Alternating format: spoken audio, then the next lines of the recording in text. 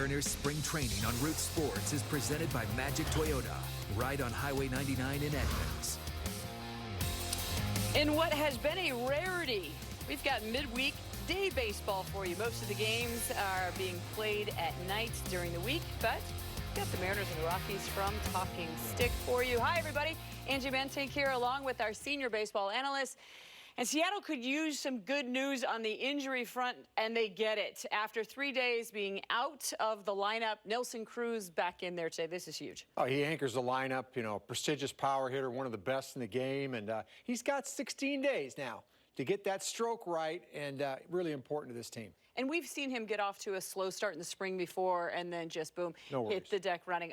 Marco Gonzalez, Mariners seem to maybe have dodged a bullet there.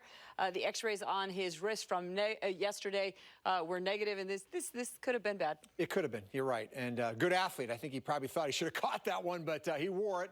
The good news is it hit him in a fleshy part. Just below the glove on his non-throwing hand. That's important. It's going to be mighty sore today and probably for a couple of days, but he should bounce back, and he may even make his scheduled turn. Yeah. Hey, as opening day continues to draw near, players are starting to ramp up their preparation. For more on that, we're going to send it to the crew calling today's game. Blow and Spilly are with Drew Goodman. All right, Angie, thanks very much. We're excited. A little hardball, spring training style between the Rockies and Mariners. I want to start my old friend, Mike Blowers, down there. Good to see you guys. Good to see you as well. You remember this time of year, a couple weeks left. All of a sudden, guys start to focus a little bit more. Not that they weren't focused before, but you start ratcheting it up a little bit. Well, I think the one thing that you can do is you can see the finish line, and guys now have a sense of urgency. And you can tell just by the way the manager uses the players. Position players will be out there 7 innings now. Relievers are going to go back-to-back days. The starters all of a sudden are going 4, 5, 6 innings. You can definitely sense it. For Scott Service, he wants the guys to ramp it up right now and then maybe back them off a little bit so they can feel it. I'm always excited for position battles from the Seattle Mariners standpoint. I'm looking forward to watching Gordon Beckham, who's having a very good camp, and Taylor Motter as well at shortstop. And from the Rockies position, whenever you get into cuts, you're down to 50 players now for the Rockies in camp. You want to see who's the guys that are going to take that step forward. Is it Ryan McMahon? Is it going to be one of these utility players as well? Because the Rockies have those type of battles going on. Oh, we're talking about starters, and for the Rockies, Kyle Freeland will go today. Just a couple of starts left before they tee it up for real. So it should be interesting today. The Rockies and Seattle getting ready to go. Let's go back to our Northwest studios. Here's Angie once again. Today's broadcast, teamwork between the Colorado Rockies and the Seattle Mariners. Guys, thanks so much. Okay, we heard Ryan and Mike talking about ramping up the preparation throughout the spring. But as a pitcher, Bill, how do you approach building that arm strength needed for opening day, but at the same time, you know, saving yourself as spring training progresses? Yeah, it's interesting. You develop it over time. I was a guy that needed to throw a lot in the winter to get myself ready for spring, and even when I did, I never had great springs. But you usually reach a point in the middle of the spring where you hit that little arm fatigue, that little tired arm. You have to kind of fight your way through it, and the whole idea is to kind of get to where you're really good the last couple times you pitch, the last 7, 10 days of camp, and then hit the ground running and get off to a great start. Hey, one of those young arms, Rob Whalen, he is trying to ramp up that preparation for the regular season. As we take a look at the Lexus pitching matchup, he's looking to bounce back from a challenging season personally and professionally last year. He'll be up against Kyle Freeland of the Rockies, who had a 4.10 ERA in 33 games a season ago. Also, James Passos is expected to pitch today, and he'll play an important role in the bullpen this year. Bill's going to break down some of the young flamethrowers, and they are flamethrowers, when we come back.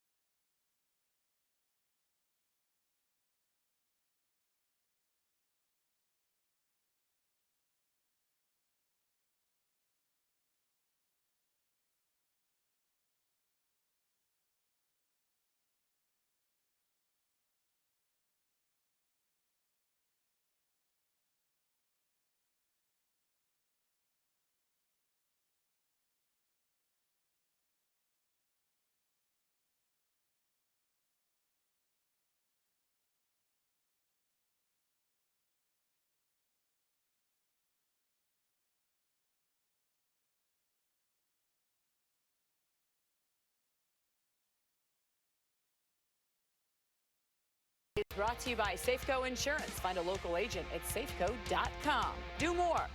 And by Bill Corum's Puyallup Nissan. Car buying as easy as Sunday morning. Well, baseball is back at Safeco Field beginning Thursday, March 29th, with one of the biggest events of the year. There's only one. It's opening night. Festivities include red carpet introductions, fireworks, and more. Great seats to opening night presented by KeyBank are still available. All you have to do is get yourself over to mariners.com. I don't know if we're going to have 4 first pitches like that, but it's going to be good. All right, taking a look at the Rockies lineup. Charlie Blackmon's going to be leading off. Their talented third baseman, Nolan Arenado, is batting third. Chris Iannetta, the former Mariner, is doing the catching.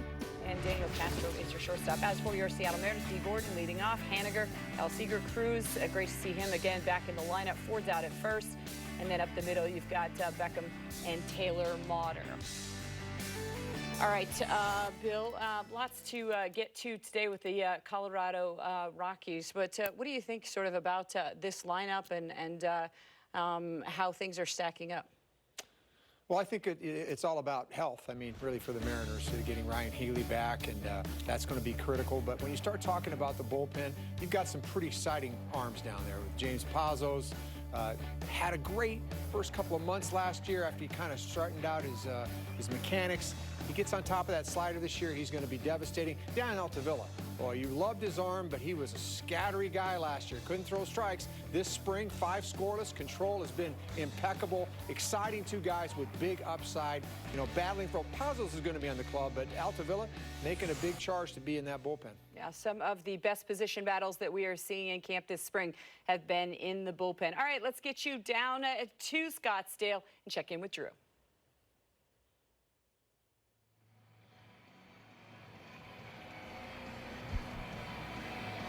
It is a beautiful day in Scottsdale, Arizona. Spring training 2018 continues as the Rockies get set to take on their friends from over in Peoria, the Seattle Mariners. A little bit overcast today, but it's better than it was about a week and a half ago when everybody woke up and there was couldn't even get out on the field. There was frost on the field many a morning, which really messed with Mike Blauer's tee times. And a couple tee times pushed back because of the frost, believe it or not. See, that was a wild guess, but it was an educated one. Yeah. So the Rockies will send Kyle Freeland to the hill this afternoon. He is 0-1 so far in spring training. And you know the familiar refrain for guys that have been around a little bit. For Freeland, it's just his second year in the big leagues, that this is the time of year pitchers are working on something. They're working on mechanics of pitch. In his case, it's actually accurate. He is working on a curveball because he's kind of been a hard guy. Well, not only that, you're looking at his mechanics where he's cleaned it up. If you remember back to what he looked like last year with the Rockies, he had a little, what we call a hiccup. So right before he would throw, he had a little pause, and of course, it had great success. 11 wins near the top in all of Major League Baseball for rookies and 154 innings pitched for Kyle Freeland. In this offseason, he worked with Darren Holmes and Steve Foster to try to clean up the mechanics, make sure he could be more in line with the plate, try to get his arm into a more aggressive position that he could repeat his delivery, and you'll get an opportunity to see it with the first pitch of the game. And the Rockies get to see D. Gordon now in the American League. He, of course, went from Miami to Seattle, and not only did he move as far as you possibly can in North America and still be in North America, but he also has moved from the infield to the outfield again, Mike. He has, and it's been seamless for him. I've been really impressed with the way that he has played center field. He has worked really hard at it. A lot of early work for him. He's played a lot here in spring training because he's wanted to be out there. Of course, they're getting one of the best leadoff hitters in the game, and everybody's excited about what he's going to be able to provide for the Mariners this year, but I've been really impressed with his outfield play. I got to ask you something. We just showed his stats from last year with the Marlins as he lines a base hit to left. He had 2 bombs last year. That's not his game. We all know that. The most famous home run he'll ever hit in his career came when he was emotional the day after he tragically lost his teammate a year plus ago. But D. Gordon has 3 home runs this spring. Leads the club. Yeah. What's going on? I don't know. I think that he is aware of the fact that he has 11 career home runs, and that's not going to be a big part of his game. I don't think you'll get him talking about launch angle anytime soon. He wants to get on base and cause problems. And if he starts talking about launch angle, I think Scott Service is going to offer a spot in his office to have a little conversation. Well, when he hit the 2 home runs against the Giants, he said he's never done it in T-ball, Little League, high school, you name it. He's never ever hit 2 home runs in a game, and that's funny. Yep. You gotta love the Cactus League. Good stories even developing in March. You mentioned, Spilly, the hitch in Freeland's delivery. It at times, on occasion, was problematic out of the stretch because usually lefties can do a great job holding runners on. But with that hitch, guys would get good jumps on him. Part of the reason why they wanted to remove the hitch was not only for that, but it was to allow your arm to catch up with the mechanics. There goes Gordon, and this is a base hit left center field. And it's right out in front of Gordon, so he'll skip to third. And an immediate little rally being orchestrated by Seattle as Mitch Haniger, who can flat out swing the bat with the single to left center field in front of Kyle Seager. It's just good to have him back in the lineup. This is just his 3rd game of the spring. He went back-to-back the other day, had yesterday off. So starting to feel a little bit better. Talking to him a couple of days ago, it's about getting his timing back. So playing the game, he's probably going to play a lot here over the next couple of weeks because he's missed so much time. That, in fact, was his first hit of the spring. There's no question about Haniger's talent, but Mariner fans want to see him on the field 150 games this year. Yeah, I know that Scott Service would like to see that too. He's injured a couple of times last year, which really hurted me. It was off to such a great start. Big September. Big September, yeah, so they'd like to keep him out there at least 145 if they can. Here's Kyle Seager, Corey's brother. Is that what it said on the back of his jersey? That's what it said. Love it. I thought that was one of the more creative nicknames around baseball that weekend. Had a lot of fun with it. Yeah. We're talking about one of the top 10 third basemen in all of baseball, too. If you look at the numbers, year in, year out. Last year, 27 home runs, 88 RBIs, and people said that's a down year for him. For Kyle, yeah, I think there's really high expectations for him for good reason. And Kyle, the one thing that I really respect for him is every year there's an element of his game that he's wanted to improve on, and he'll go work on it in the winter, and that will happen for him. Last year, I think he got off to a little bit of a slow start, but overall, I think when you talk about the numbers, 27 home runs, 33 doubles. 33 doubles. He's about as consistent as it gets, and I'd be curious to watch him this year. I think this is the year when we're really going to see a bump in his average. Well, they got him picked off. McMahon will go to second. D. Gordon with the great speed is observing, and that is a really good job, which will please Buddy Black. You know, you work so much on that type of situation in March, and you may not work on it again, and then all of a sudden it arises. So to execute it well defensively, I'm sure very pleasing to Buddy Black. Especially with the third baseman, the runner at third, and D. Gordon, where you have to pay attention to him with his speed. And the way that the Rockies played it out, making sure they kept their eye on D, it was a great job. Well executed, well communicated. Now the infield comes in, and a strikeout of Kyle Seager. So now they're 2 gone with D. Gordon at third, and Kyle Freeland has an opportunity maybe to avoid giving up a marker here in this first frame. It's a good pitch, Bill. He took it off the plate. Cut her down and away to a left-handed batter. It's excellent. This is Nelson Cruz's first game back since going down with the flu. Had the flu, wasn't feeling well. They actually had 4 lineup changes yesterday. He was in the lineup, out of the lineup, back in the lineup, and eventually Scott said that was enough, and so he did not play yesterday. It's good to see him in the lineup. I think he said he was going to get 3 at-bats this afternoon. Nelson Cruz, 37 years old, and he's still hitting more home runs than his age. That's pretty good. He is really good, and he's not just a slugger. He hits for a high average with the Mariners, averaging 40 home runs, 110 RBIs, hitting over 280 in that 290 range every year. He's special. 2-0 on Cruz. And this is lined to right, and this will take a couple of hops and run to the wall. So Cruz, who has very little interest in turning that into a double, jogs to first with an RBI single. D. Gordon comes around, and the Mariners have a 1-0 lead in the top of the first. Well, we mentioned the average with Nelson, and this is a big reason why he will hit the ball the other way. Use the entire field. Of course, he has power to all fields. He doesn't have to pull the ball. But typically in situations where he's trying to drive in runs, just stay more to the middle of the field. David Dahl. And it looks like I saw him take 2 or 3 steps hard out of the batter's box, and he shut it down, Drew. You were talking about him having no interest in stretching that into a double. Normally he would, and I wonder because it looked like he grabbed his right knee or his quad or something, ended up grabbing him as he was leaving the box, probably about 2 or 3 strides into it. Yeah, that's not what you want to see. No, they just had a similar situation with Robinson Cano the other day when he just walked off the field. Tight hamstring. Well, I don't know if he had an itch or he was, he was placed his hand for a moment on his right quad. That's what it looked like when he was running too. I mean, if anything, you're hoping it's maybe dehydration. He's been sick for the last couple days. Oh, it's quad, yeah. Quad or hip flexor. Hip flexor.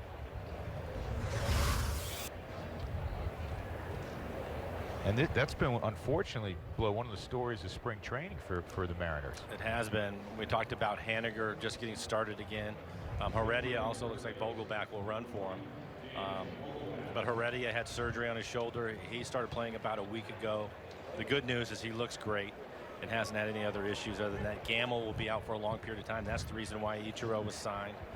Healy has yet to play in a game, although he did take batting practice yesterday. You can just go down the list. There's a number of guys that are hurt right now. So Daniel Vogelbach will pinch run and I'm sure stay in the game for Nelson Cruz. Yes. This is Mike Ford at the plate.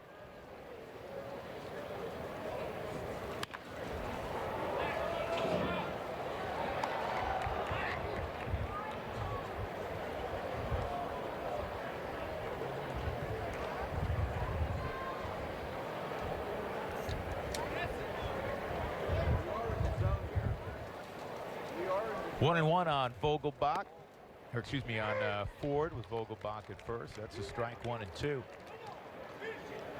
Rockies won yesterday 4-2. And they used only 2 pitchers, which is really unusual in March. Chad Bettis, 5 innings, pitched very well, gave up a couple of runs. And then 4 scoreless innings from Antonio Senzatella. That fly ball ends the inning. D. Gordon started things with a base hit. Ultimately came around on a knock from Nelson Cruz. 1-0 Seattle.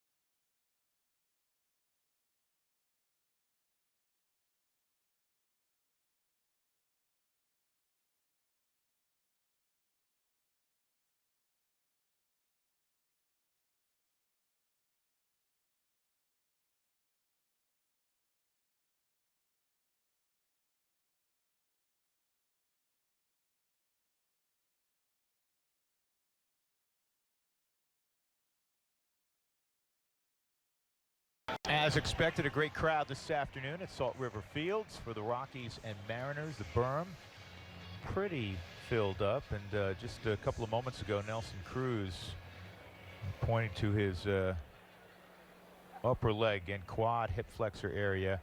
Takes one at bat, gets a base hit, and he's going to walk out and go back to Peoria, and I'm sure get treatment immediately. The good news is you can see him also smiling a little bit, so hopefully he was able to catch it before something that was serious, and he'll probably miss a few days, but get some treatment on it right away.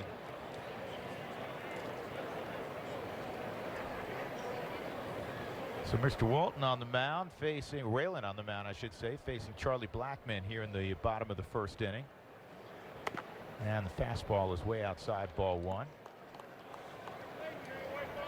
What do you got on Rob Whalen? I know last year he was up and down a little bit. His numbers weren't great at Tacoma. Well, I think so far you can see he's had a good spring. His first appearance was in relief. His last two as a starter, I think it'll look for him to go about 4 innings today. But he's really done a nice job so far this spring. And Erasmo Ramirez, again, has not been able to pitch. It sounds like maybe he'll be able to start playing catch at the end of camp. The Mariners will not need a 5th starter until April 14th. And that's something that Rob is trying to lock down. Marco Gonzalez has had a good spring. Unfortunately, he was hit with a line drive yesterday, but it sounds like he'll be okay and take his next start. But Rob right now is having a really good spring. And for Rockies fans, yes, that Marco Gonzalez, who was a big star at Rocky Mountain High School in Fort Collins, originally a St. Louis Cardinal. This was his first full year back from Tommy John surgery. That misses 3-1. There's Marco, and Robbie Cano had an MRI today on his hamstring. So the 35-plus crowd in the middle of the order, Cano is down and Cruz just walked out. That's not good. No, I guess if there is good news, they have a couple of weeks to heal up. Yep.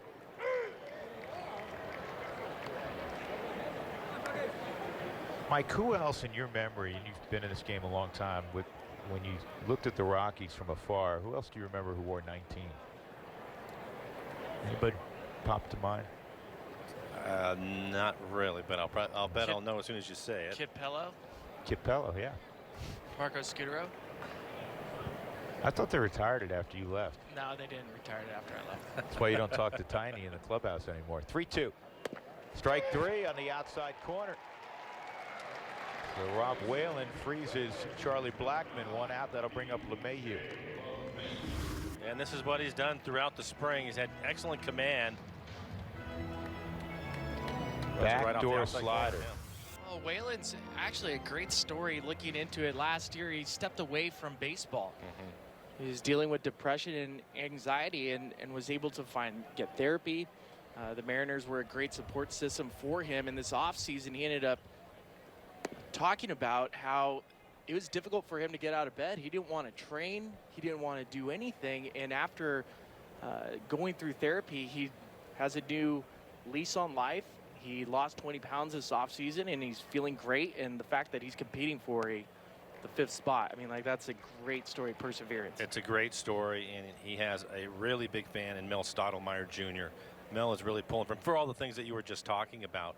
And to give him credit, he's really pitched well, and he's put himself in the mix right now, because I don't think he was there at the start of camp, but because of the way he's pitched and everything that he's done and how dedicated he is. And so Mel has really been on board with him, and he continues to impress. Again, he'll probably go 4 innings today. 2-1 on LeMahieu, who's had a great camp. This guy's he's a special player. He can hit. Just won another Gold Glove.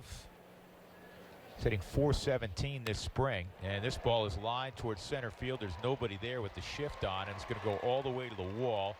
And DJ will stop at second base with a double. When you watch his batting practice, and again, you guys played a long time. Batting practice, most of you guys all look great at 5 o'clock, but even today, watching his BP, he just locked in, isn't he, Spilly? He is, and it's nice when there's nobody playing center field. When you have an approach that is middle opposite field and nobody's standing in center. We've seen the Padres do this to DJ LeMahieu. Interesting watching the Mariners, who don't get an opportunity to play against the Rockies that often, and they implore that shift against DJ. But you're right, he's been locked in. It's fun to watch him take BP, and really over the course of this spring training, we've seen him turn on a lot more pitches inside. Here's Nolan Arenado, hitting .286 with a couple home runs this spring, and the slider's in there for a strike on Nolan. You think that should count as a hit? I mean, if you're a pitcher and you get a line out to center field. Well, here's what you guys take away as a hitter. He squared that baseball up. Yeah, it's great. You know, And it's you a get good a or bad result. either way. If the guy was standing there in center field in a conventional spot, not like you're going to be angry with that swing. And it's interesting, right, to hear you talk about him pulling the ball more, because this morning some of the guys were getting some early work in the cages, and one of the coaches was talking about LeMay. He brought him up right away, and he said they were going to put everybody over to the right side of the field. So they tried it at least with the outfield. The infielders were pretty much straight up. Burn. Yeah. And the funny thing is, as Billy said, he has pulled a lot of baseballs this spring.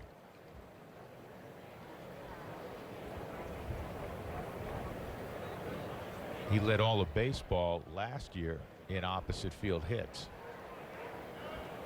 1-1. Yeah, it looked like Nolan held up. 2-1. No, they just said he went. They did. Okay. I think so. I thought so too. Ball and 2 strikes.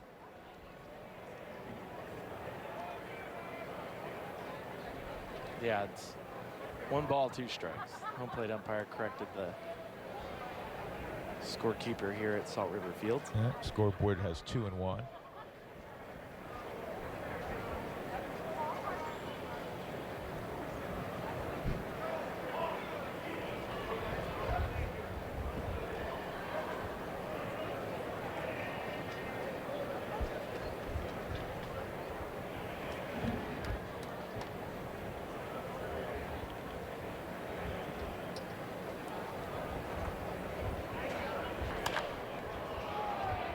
Shallow center field. Gordon got a good break, and that is the second out.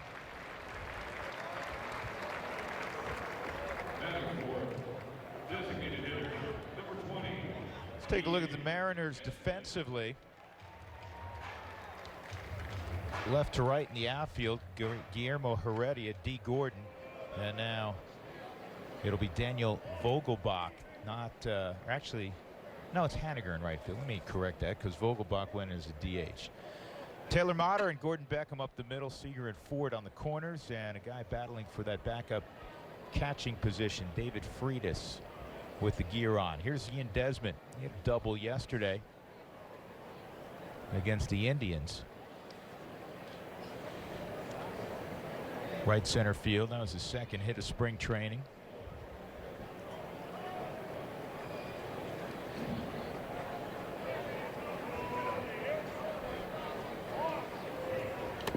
He's DHing this afternoon, Spilly, but the last couple of starts for Desmond has been at first base, and he'll get a lot more in the final couple of weeks of spring training with the addition now of Cargo. Yeah, good point. Every time you add a player to the Rockies, especially if somebody of Carlos Gonzalez, Ian Desmond has been that player that they can move around from left field to right field to first base. And Cargo got some work on the backfields today. Took 3 at bats in a minor league game, was 1 for 3, and now he's joined his teammates in the dugout. Do you see that Instagram photo of Nolan hugging Cargo? It's beautiful. Isn't that great? On the like Tackle hugged him on the when he saw him on the couch in the clubhouse.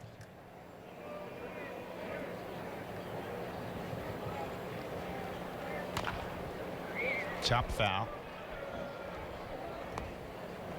You make a reference and voila, you're going to get the picture. There you go. To say he's immensely popular would be a grand understatement.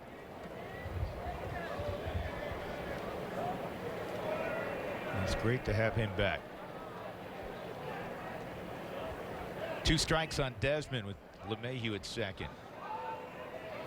So Ian Desmond has been going through some mechanical changes with his swing at the plate, and part of what he's trying to correct is trying to get his hands so he can get under the baseball. Last year led baseball with ground ball outs, and we've noticed him go through different fields at the plate over the last couple of weeks in spring training.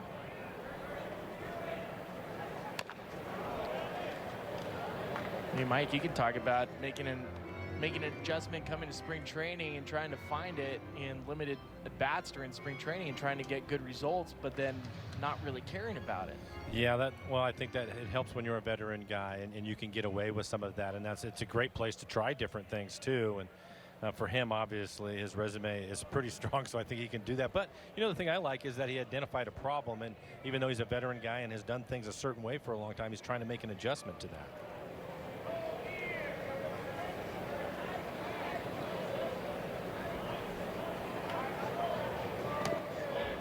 Good pitch, and Desmond able to stay off at 1-2.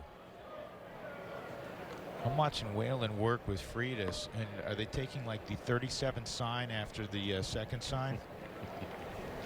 Why do you say that? Taking a little time? Well, you might say that. It's a big start for him. I get it.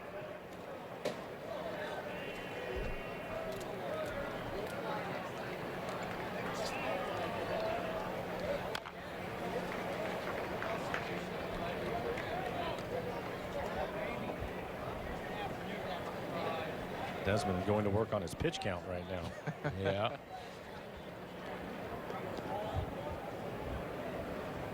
You got to see Desmond quite a bit a couple years ago when he was with Texas. Very good player. You're talking about playing the corner outfield spots. He was at center field and did a nice job. Yeah. He actually had one start back at shortstop a year ago for the Rockies when Story was down for a day.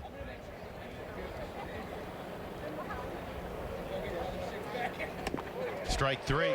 So Whalen ends up with a couple of backward Ks in that first inning, and he strands DJ LeMahieu at second. 1-0 Mariners as we go to the second at Salt River Field. Holy smokes.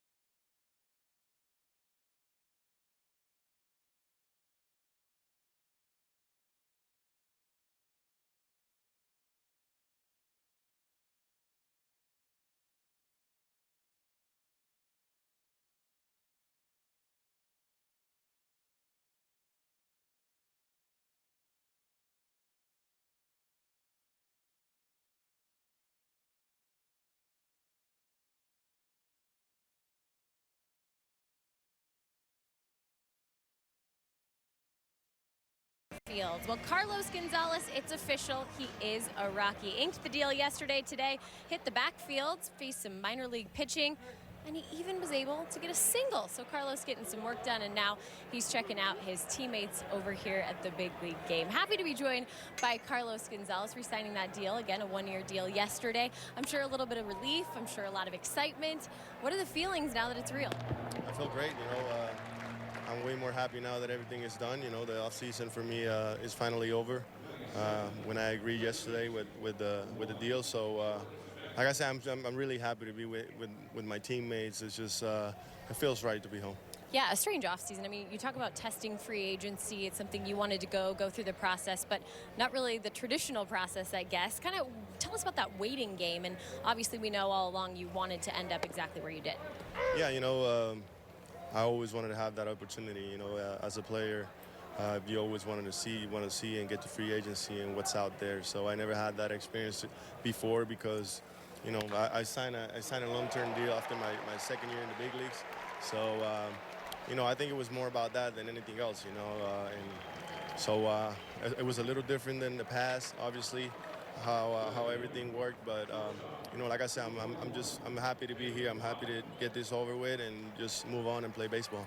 Yeah, I know you were able to stay in shape, work out with some other players that were in a similar situation in Florida. You even tried to get in the lineup today with Bud Black. I know you're back on the minor league fields, though. What is the plan? How many days do you think until we'll see you in the lineup over here?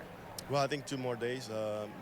We have a night game tomorrow, so they don't want me to go on the road and play night game for my first game. So I will be here facing more pitching in the minor leagues tomorrow, and then next home game I will be able to play. That's great. That should be a lot of fun. We showed a picture of Nolan bear hugging you earlier. Who was more excited to see you, Gerardo Parra or Nolan Arenado?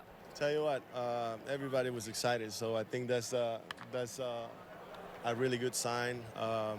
You know, whenever everybody is excited when you're going to a new place, you know, it's always great. So this is not new for me. Obviously, I played my last 9 years with the Rockies, and getting the opportunity to come back for 1 more year is special. You know, not too many guys can say they played 10 years in one organization, and this year will be a dream come true for me. Yeah, the 25th anniversary of the Rockies, and here you are, your 10th season, going to be in a Rockies uniform. I know you also said the reception was nice, but it really kind of solidifies your place in that clubhouse as the heartbeat of who this team is. Just kind of explain who you want to be as a teammate, especially coming back this season. Well, I just want to be the same Cargo. You know, I feel like I've done a pretty good job over the years. You know, it shows when all these guys get excited. You know, even when I was trying to find a job, they always call me and FaceTime me every day, trying to see how everything was. And but definitely, you know, I think that's the most important for me. Just take care of it and make sure that everybody's on the same page. Just go out there and have fun and compete together, and then, you know, we're going to get good results at the end of the year, just exactly the same way we played last year. Final thing, we know last year was tough for you. It wasn't your best season. I know you struggled through a lot of different things. Have you been able to put it to bed? Are you ready to kind of be the Cargo of the old? Absolutely. You know, every year is different. You know, the numbers are going to be different. I have some, you know, I can feel proud of myself because, you know, I have more good years and bad years. But every player goes through that bad season. So, you know, I always put everything behind. You know, even if it's a good season or a bad season, I'm always ready the next day and try to be the best player I can.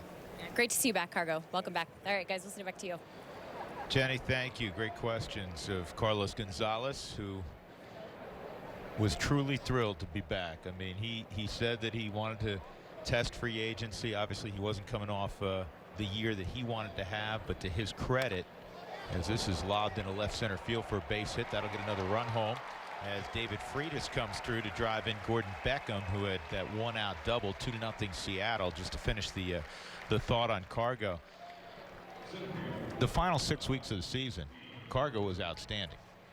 I just think if you're Carlos Gonzalez and you're placed with this team, your value was here with the Rockies. And when you're watching what the group they've put together in 2018 with the bullpen moves, with the young core that they have, having Cargo back on this club really pushes them ahead of other people within the Rockies division in the NL West. And I thought it was important to bring him back.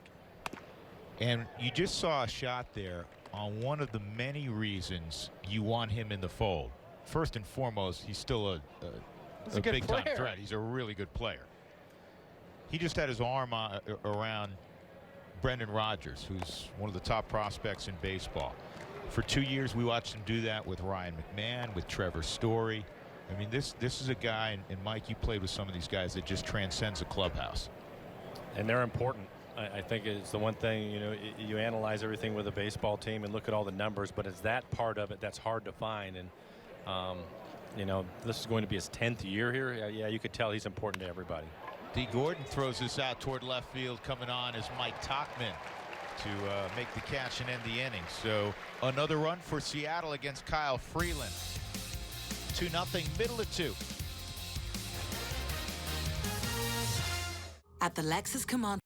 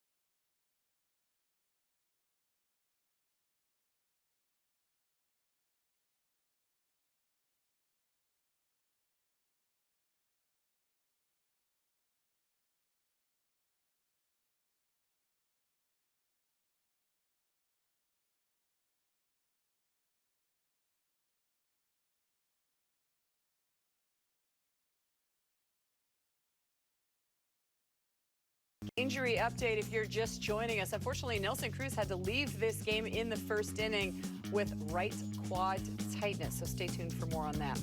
Hey, also Saturday, March 31st marks the return of Robinson Cano Bobblehead Day presented by Root Sports. It's free to the first 20,000 fans, plus hidden in 10 of the bobblehead boxes are golden tickets good for complimentary round-trip airfare on Alaska Airlines. Back to Drew.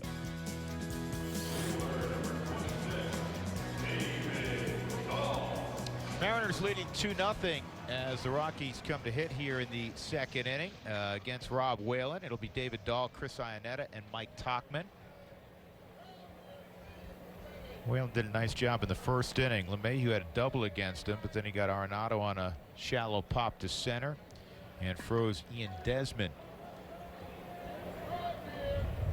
Dahl started slowly. He was 0 for his first 15, and I think he would get a pass. This ball is hit well to right field and gone. Home run, David Dahl, his 4th of the spring. I'm starting to say he started slowly. He'd get a pass because he missed basically all of last year, but he has really come on. And Spilly, for a guy that's wiry strong, he has surprising pop.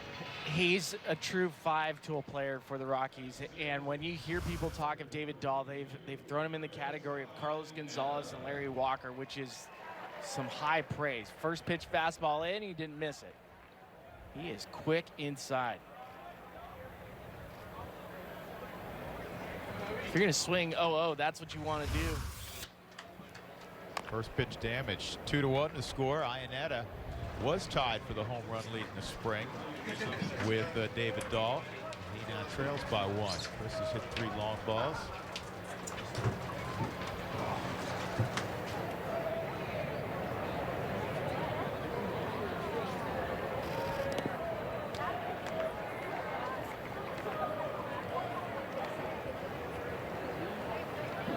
Having a discussion with a coach last night about those attachments to protect the face, and I fully believe, Mike, 5-6 years from now you'll look odd if you don't have one.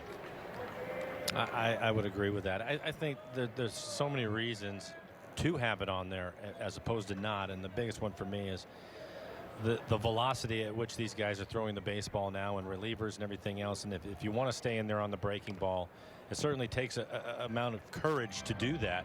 And the reaction time you have to get out of a way of a fastball that's going to get away from him from time to time just isn't there. And I think as you watch the players, I agree. I'm all for it. Mitch Haniger has one on his helmet.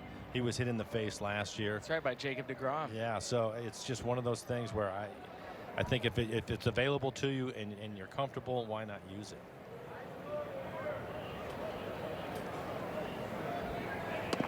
That's strike 3. Another backward K for Rob Whalen. He's got 3 of those as he freezes Iannetta. 1 out in the second. That'll bring up Mike Tauchman.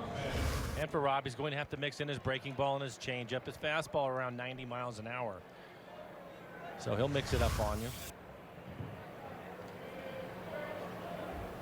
Cutter, slider.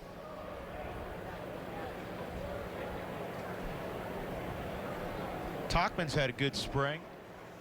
316. He's hit a home run. He runs well. Speaking of running well, the Rockies right now lead all of spring training baseball, including the Grapefruit League in stolen bases, which is surprising because they didn't steal many bases last year. It's been a little bit of an area of focus here this spring. Tauchman on 2 hops to Mike Ford. Drew, you were talking about that attachment to guard the face. I can remember when I was first breaking in, there was still a number of players that didn't even have an ear flap. Yep. And Keith Hernandez. Yeah, Pete O'Brien, one of my teammates, did not have an ear flap. He said he wasn't comfortable with it because he'd grown up wearing that type of helmet. Dave Winfield also. And now everybody has it, and that may be the next thing that happens, to your point, where everybody's going to have that guard on there. 2 outs, Ryan McMahon at the plate. Mariners shift with 3 on the right side for McMahon. He had a 2-run double in the victory yesterday over Arizona. I think earlier I said Cleveland. A lot of stuff runs together this time of year. It's okay. Cleveland was a couple of days ago. There's no series, so you don't, it's like one and done. Scram.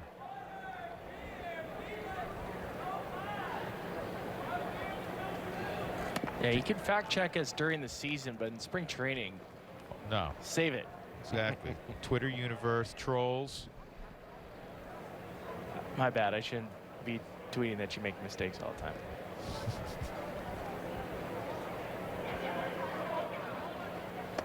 Down low, 2-1 on McMahon. So Cargo told Jenny that he'll play in a couple of days. The Rockies do have a night game over in Glendale against the Dodgers tomorrow night. They will play a day game if you're coming down to spring training, and you're going to catch that game. It's Thursday afternoon against the Angels. There's Carlos.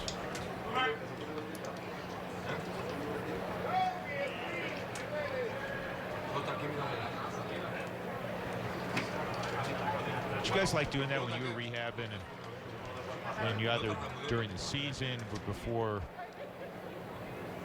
teams had left, if extended was going on where you get the lead off every inning and could get 8 at bats? Did you find that useful when you were trying to get to see a lot of pitching quickly? I didn't do much of it, but Edgar Martinez, one of the best right-handed hitters I've ever seen, do it all the time. Yeah. Maybe I should have done that. Yeah, it worked out pretty well had a better career. For Edgar. Home run by Dahl, 2-1. Spring is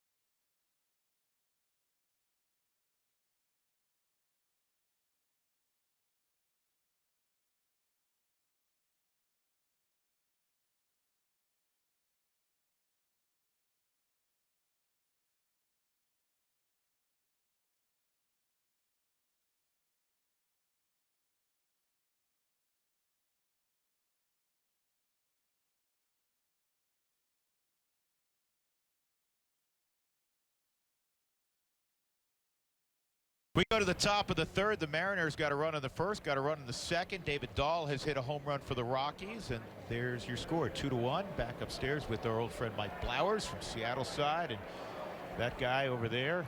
That guy, that's what we call him. Yep, that's about right. With, Ryan Spilborgs. I'm Drew Goodman.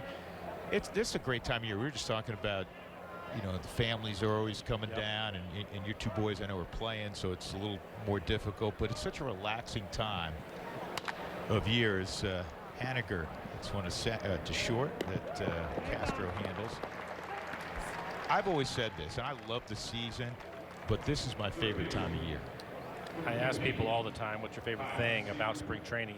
And I always get the same answer. It's the weather, of course, and it's the opportunity to spend time with their families down here. And I felt the same way even when I was playing. It's just so relaxed most of the time. This year's changed a little bit because they have more night games, but you have those day games, so you're having dinner at dinner time with your family, knowing that when the season starts, that's not going to be the case for a lot of months. So I think they just enjoy being down here, and it is a relaxed place, especially for the Mariners this year, because the ball club is pretty much set outside of a couple of spots. Sure. How about you, Spilly? Well, it depends on where your role is on the team. If you're fighting to make a club, it's not as much fun hanging out with the family when you go 0-for-4 in a spring training game versus if you have a long-term deal like some of the guys out here and you feel confident that you're on the team.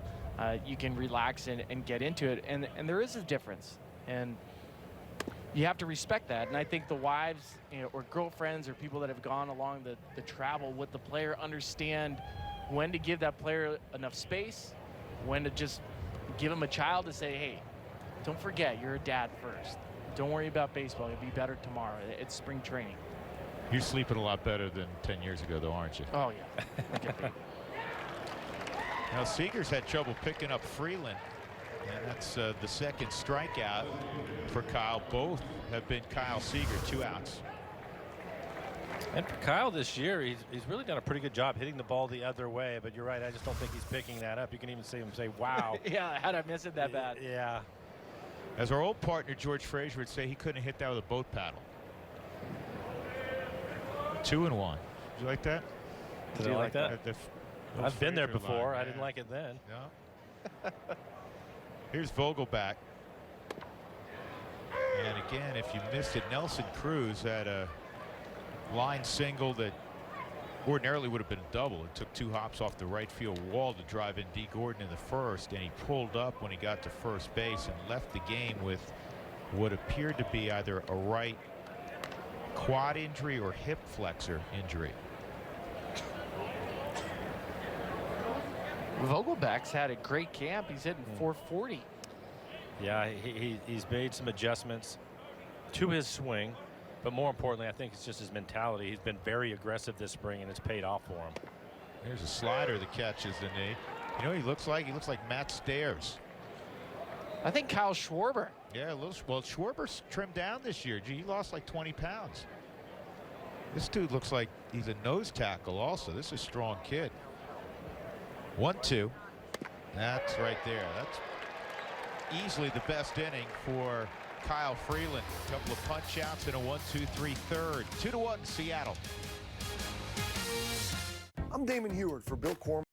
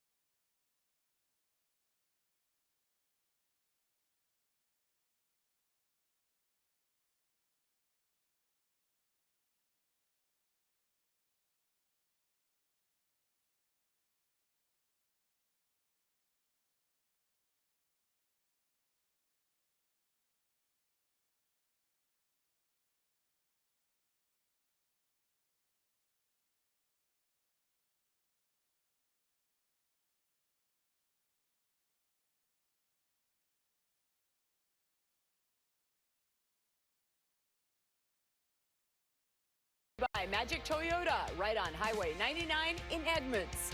And by Steel. To find your local Steel dealer, visit steeldealers.com. Now, let's head back to Talking Stick. Mariners up 2-1 as we go to the bottom of the third inning. 9-1-2 for the Rockies. Daniel Castro and then Blackman and LeMahieu against Rob Whalen, who's throwing the ball well. Only damage done by the Rockies. A leadoff home run last inning. David Dahl ambushed a fastball and hit it over the right field wall. Castro takes strike 1 on the inside corner. One of the things we do a lot of this time of year is, as broadcasters, is talk about what position battles there are. Not many with Seattle, not many with the Rockies. One of the spots the Rockies are going to have to make a decision on is who will be that utility middle infielder for them. And early on, Sean O'Malley was showing well, and he went down with a hand injury, got hit, and he has a broken hand, and so he can't do anything for a number of weeks. So he is at least initially eliminated from that competition, but you know, a veteran guy like Castro is involved. Blackman called out on a 3-2 fastball on the outside corner. And he takes strike one. I think the Rockies are hopeful that Pat Valleca will be ready to go. Oblique strain earlier in spring training during batting practice. Down the line, fair ball, extra bases for Blackman.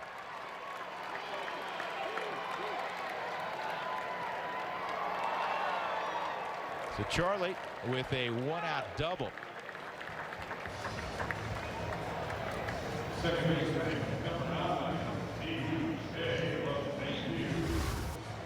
Mike, you don't get an opportunity to watch Charlie Blackman too often, and you asked me what was so special about last year, and he just does not give at bats away. And anytime you have a leadoff hitter, where last year he wins a batting title, hits 36 home runs. The question is, do you want a guy like that leading off? Well, he was obviously comfortable in that spot. He might have been able to get a few extra at-bats out of him over the course of the summer. It's amazing to me. Drew was telling me he played 159 games in center field, which is a huge outfield to cover half your games, and it's pretty amazing. And especially doing it at altitude. Well, the shift is on again. D. Gordon is in extreme right center field, and DJ squared a ball up to dead center his first time up. There was no one there, so it went for a double. I'm watching Kyle Seager at third base laughing at it. He's looking at his defenders. He goes, oh my gosh, I'm the only guy on the left side of the field. Take a look at this, Mike, right now, which I know you're doing. And now imagine this. When the Rockies play the Padres, who obviously they play all the time, and you know they really like to move guys around defensively. Andy Green is a wizard at that. Their left fielders in center field, their center fielders a little further toward right than D. Gordon is right now. And then where Haniger is, he's on the line. They literally have three guys from center field to right field. There's no one to the left side of the bag if you drew the second base bag if you drew a straight line out. You also have to point out the biggest difference between the Mariners and the Padres. The Padres will put their shortstop as far over in the hole as possible. So right now Taylor Motter right behind Charlie Blackman. That's quite a big hole for DJ to pull through it.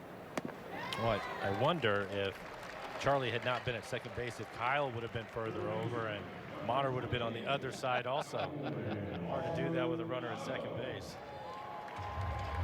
So again, they were talking about it this morning. He was the guy they were talking about this morning in the defense that they were going to put out there. And,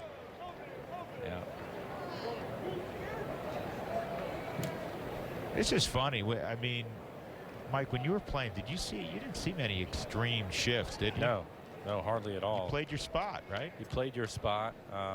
Maybe you shaded a little bit. I saw maybe a little bit more with a former teammate of mine, Matt Noakes, because he was basically a dead pull guy. So they would do it, but it still wasn't a shift. They would just shade him more. Heavy shade. Yeah. Here's Arenado, popped to center his first time up.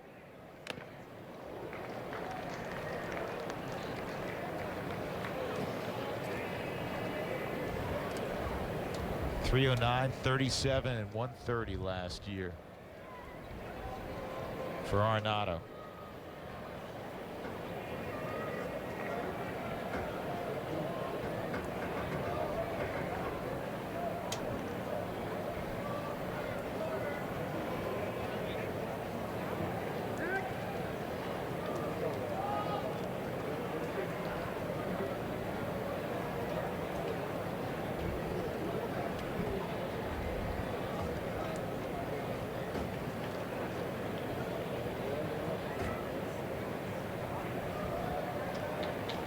Blackman a double.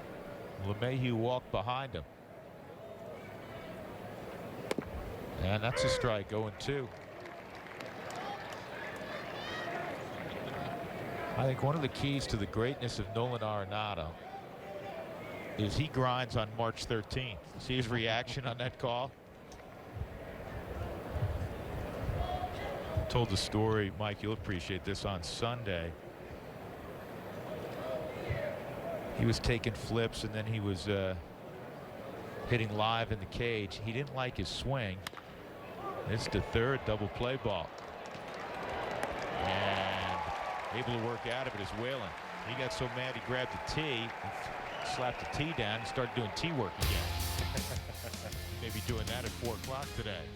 2-1 Seattle. And here you have a Von an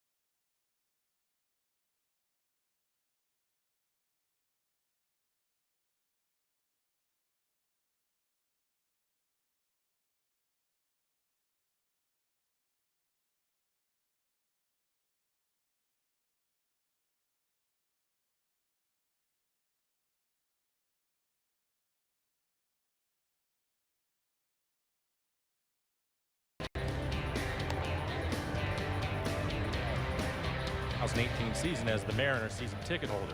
Whether looking to spend quality time with family and friends or have more face time with your employees and clients, Mariners season tickets provide unmatched value and versatility. Visit mariners.com/18 for more information. And we're looking forward to it. We get to go up to Seattle again this Yeah. year. And you guys come to our place at 20th and Blake. Love Safeco, love Seattle. It's going to be a blast. You guys open at home, right? Cleveland? Yeah, first time in a while on the 29th. It's kind of strange. It's nice for the guys because we break camp on the 27th, which is that Tuesday. They have Wednesday off so they can get situated as far as their housing goes, which they haven't been able to do in years. And then we open up, and then we're also off on Friday and then finish up before we head out on the road. Hey, how weird is that? Did you notice? Well, you obviously did. You just mentioned it. The Rockies, everybody in baseball opens on Thursday. They play Thursday, Friday, Saturday, and they have Sunday off. You guys have been in the game forever. You never have Sunday off. You never have a Friday off. I know. That was the first thing Isn't I thought that of when I wild? saw it. It is. It is. I do like the extra off days.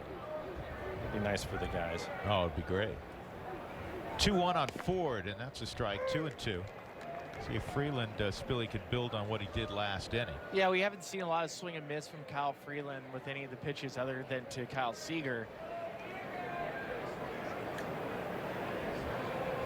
Iannetta signals for a fastball away. And that was a little bit too far away, so it's 3-2. Well, I always loved stories in spring training. I like Mike Ford's story. Played at Princeton with Scott Service's son for 3 years. Rule 5 from the Yankees.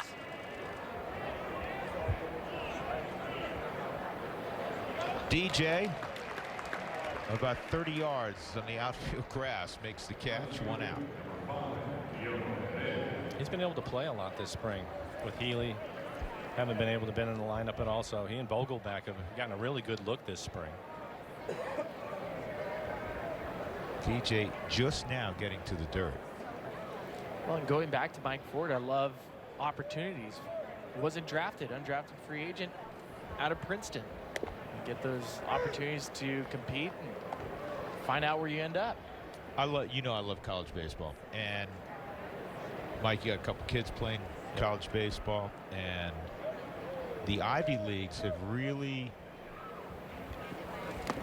improved their rosters over the last 15 years tremendously. I mean, you see a lot of good players now coming out of the Ivy Leagues. We were talking about one of a very dear friend of Jenny's, now retired. He's first base coach for the Chicago Cubs. Will Venable was a two-sport star at Princeton. Chris Young was at Princeton. A lot of good players coming out of the Ivy. Speaking of the Ivy League, I asked Jerry DePoto, our general manager, about Mike Ford and how they scouted him and found him to bring him into camp. And he said, we actually didn't. Our analytics department found him. What? Yeah. Yep. Was he like the Greek god of walks? No, just put the ball in play, take his walks, doesn't strike out much, use the entire field, and computer just go ahead and spit that out, and they grabbed him. Yeah. Well, and he was a player of the year out of Princeton, but he was a two-way player. He pitched, and he was a hitter. Well, that's a good job of scouting. However you want to classify it. Maybe not old school scouting, new school scouting. I think there needs to be a blend. The story I was reading today about the Phillies, how they're finally, and I put this in air quotes, moving into the 21st century in their front office, where they were really old school. And the owner has stepped in and said, you know, we have to adopt and look at the new analytics, the new metrics, in helping provide us with accurate information with players in our organization, players we aspire to have in our organization, amateur players. I really do think it has to be a blend. To me, there's something on the old-time scouts as you look at Jeff Bridich, and I know Jeff believes that, where you got to pass the eyeball test too. I think that you have to have that also. You guys were talking about Cargo earlier, and you talk about his impact with his teammates, how he is in the clubhouse. Analytics aren't going to tell you that. You have to do some homework and talk to some people. And I think it's important. And then you have to watch these guys. How hard do they play? How often do they play? All those different things come into it, along with the numbers. And when we first started having this rush of the way the game has changed, it was a little bit confusing, and then now I love it. I love looking at all the numbers, but there's some of them you can discard too and get rid of, and it's fun just to watch these guys and watch them play live, knowing what some of those numbers are and how they go about their business. Here's Gordon Beckham. He had a double down the third base line and would score in the second on a base hit by David Freitas. And finishing up on the analytics conversation, it's not like analytics departments are looking at WAR and OPS plus. What they're looking at is launch angle, where their swings play on a pitcher, some of the stuff that scout sees. Hey, his fastball really plays, it rides on guys. Well, some of the numbers that they're looking at from TrackMan data, they're able to explain it to a ball player and say, listen, your four-seam fastball is really good. It has extra life. It carries. Let's use that more. And we've seen that. We'll show you the spin rate on it. Yes, exactly. Or when you hear a scout say, you know what, the hitters come back, they can't see the baseball, and they're able to understand why, how he hides the ball more. And so now you can look for those edges.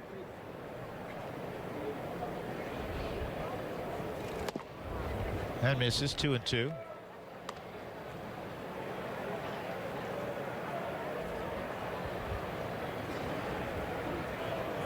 It's Renee Latchman, former Rockies first base coach. Strike three. So that is now 7 straight retired by Freeland after giving up a marker in the first and second. Middle of 4, 2-1 Seattle.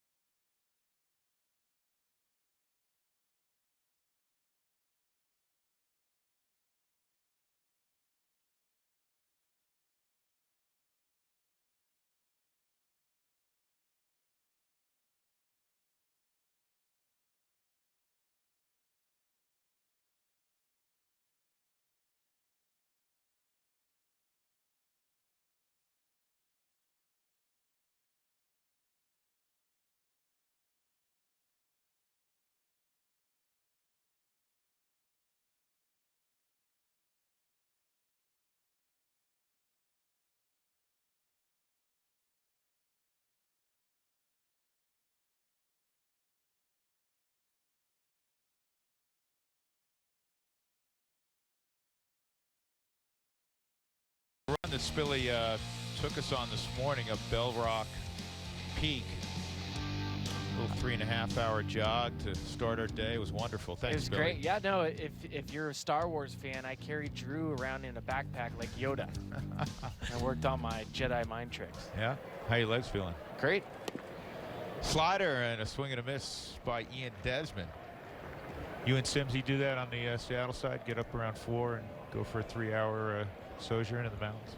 No, but you'll laugh. I've gone hiking twice so far this spring, which is the first 2 times I've ever done it. You're turning over a new leaf. No, my wife is the one that got me to do that, and trying to keep her happy. Yeah. And I did enjoy it. Happy wife, happy life, Yeah. Mike. Yeah, but it's the first 2 times, so. How many complaints did you have? I'd like to think I didn't have anybody. You can ask her about that. I'm sure there were a few. Like, God, it's hot out here. Did you keep up? Most importantly. I had to catch up a few times. To catch up a few times. 1 and 2 on Desmond. He was caught looking his first time up against Rob Whalen. And he strikes him out on a swing and a miss. That's 5 strikeouts for Whalen, who has done a nice job. The one guy that's hurt him is coming up right now, David Dahl. Took a fastball over the right field fence on the first pitch he saw in the second inning, leading off.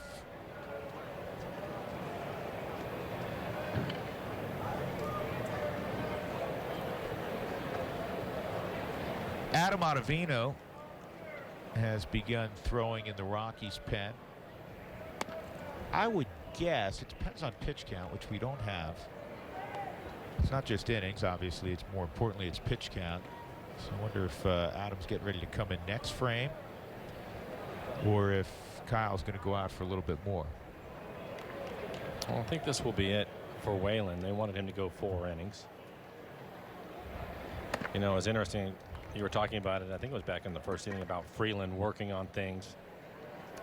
There's also guys that are not working on things, and they're trying to make a ball club, and that's where Rob is at right now. He's had a really nice spring, and because of injury, there's been some opportunity for him, and he's trying to make the most of it.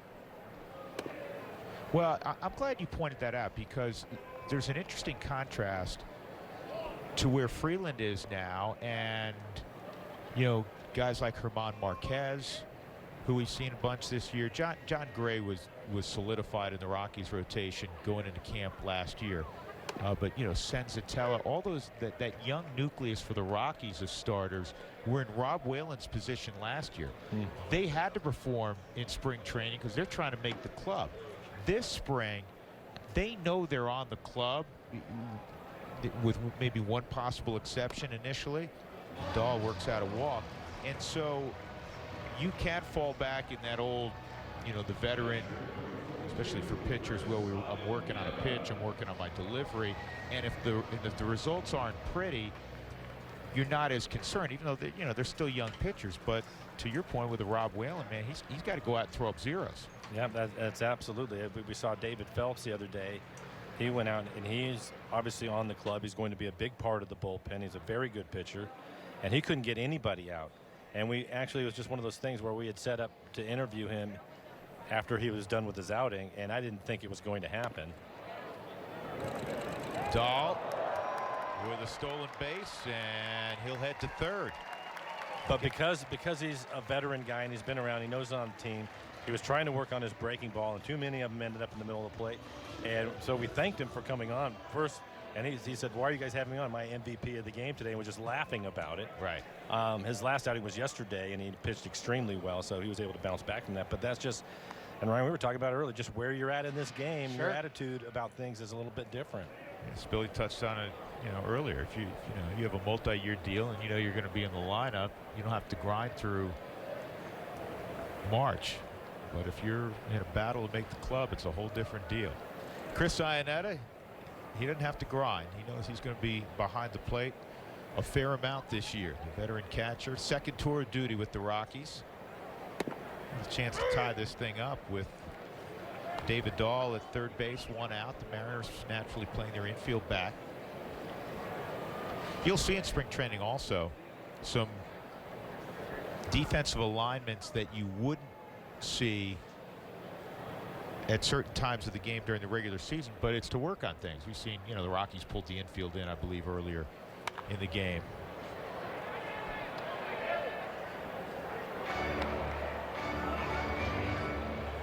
That's well, we saw Nelson Cruz, and this spring he started out 0 for 13, and I believe in his first 3 games he basically stood at home plate until he had 2 strikes. He can afford to do that. Sure. 0 for 13 doesn't mean anything. He's still going to hit his 40 home runs. He's trying to pick up the baseball, try to get the spin. There's no pressure on him at all. Where you have Motter and Beckham, who are playing in the middle of the diamond for the Mariners, they're trying to compete for a job, and they're ready to hit right now. That's a good pitch. And Whalen strikes out Chris Iannetta. 6 strikeouts for Whalen, 2 gone. And that'll bring up left fielder Mike Tauchman out of Bradley University. Whalen's been very impressive. A lot of hip shot cutters. So he's throwing curveballs to the front side. He's throwing cutters on the inside to right-handers. And for Chris Iannetta with the infield back, runner at third base, 1 out, you want to put the ball in play. But the fact that you got him to freeze. That was pretty sharp. It's a sharp breaking ball. Sharp breaking ball. I like his cutter. His cutter's been around 88 miles an hour. His fastball 90, 91. He's mixed it up. Down on Tauchman. He had a 2-hopper to the first baseman Mike Ford his first time up. Tauchman brings some tools to the yard. He's got some pop. He runs well. He's a good outfielder.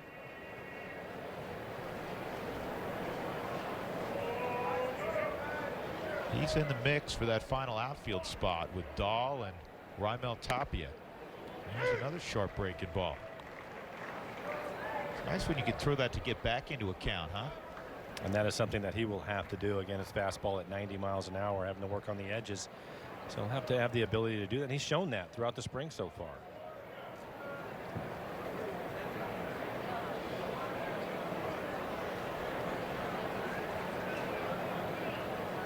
Also noticed in baseball that a lot more starting pitchers are not afraid to throw their off-speed pitches more. Think of Rich Hill. Rich Hill's throwing basically curveball 50% of the time. So even if you don't have the high velocity, it's not a league where it's just fastball. Challenge me, 2-1, challenge me. No, they're going to throw curveballs. They're going to throw changeup. Missed on the back door there, 2-1. Seattle, we've seen that through the years watching Felix Hernandez evolve. He came up 97 miles an hour, a lot of fastballs, and over the years, all of a sudden you've seen his curveball more. Then he came up with a great changeup. It's probably about 50% of the time with his fastball, mixing in all those other pitches. And throwing them on any time.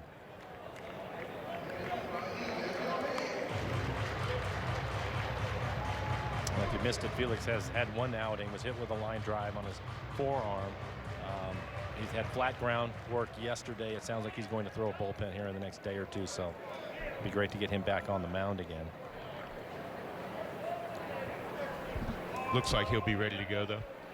Depends on where his pitch count is. Scott Service was saying today that they're going to wait and see if he's in a situation where he's at that 55-60 pitch limit, probably not start him right away.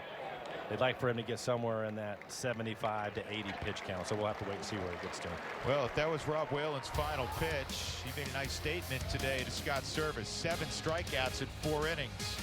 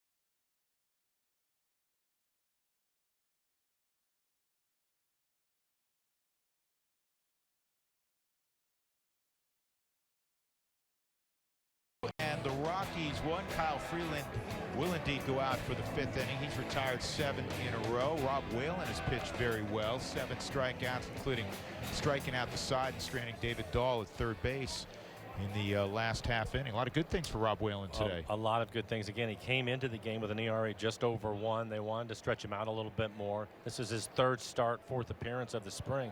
But when you look at the good curveball today, the way that he was able to use his cutter on both sides of the plate, fastball at 90-91, just the 1 walk to go with the 7 strikeouts. Strong performance for him. Yeah, they might try to get another one. I don't see anybody getting loose in the pins. And the walk to me was more of the intentional variety, because there was a runner on second with 1 out as Motter singles up the middle. He wanted to set up a force all the way around, and it worked out because Arenado bounced into a 5-4-3 double play. So Taylor Motter at first base, and David Freitas will come up.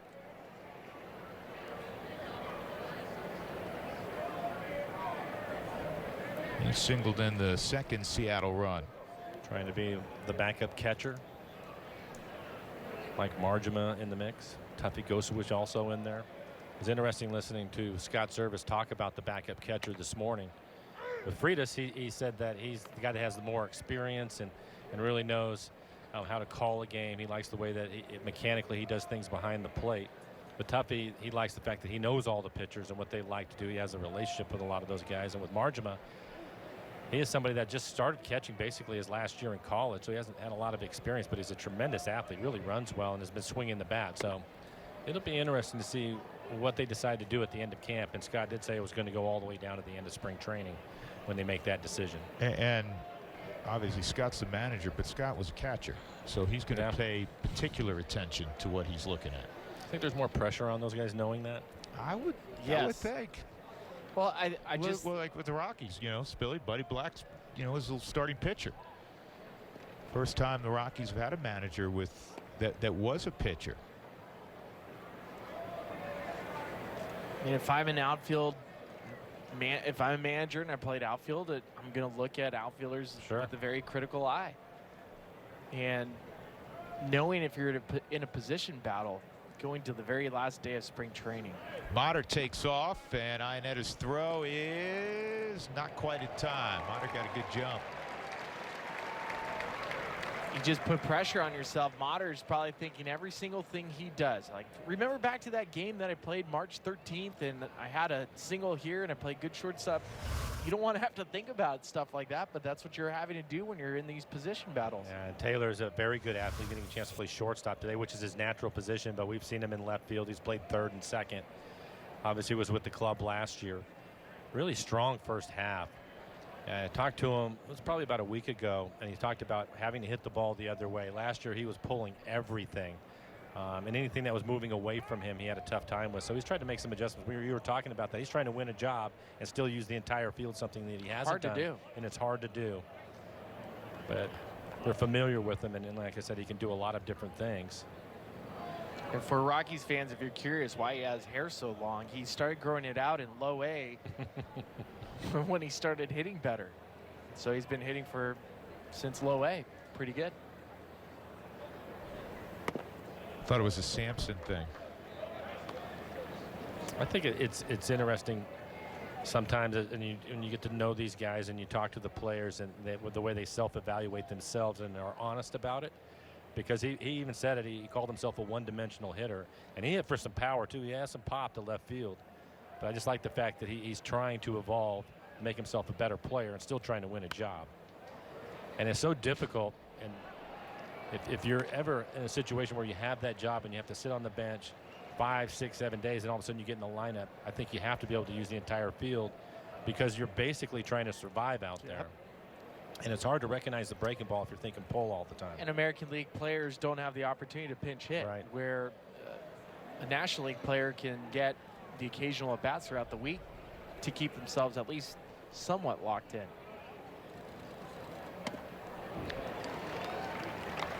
And Freeland gets a strikeout as he gets Freitas to chase. That's his 5th strikeout. 1 gone. And that'll bring up D. Gordon, who has a single in 2 at-bats, also a run scored.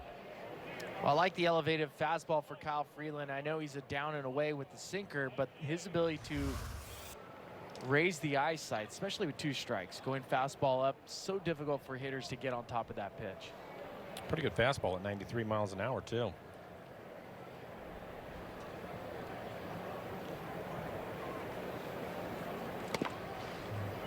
Gordon shortened up. That got Freeland's attention.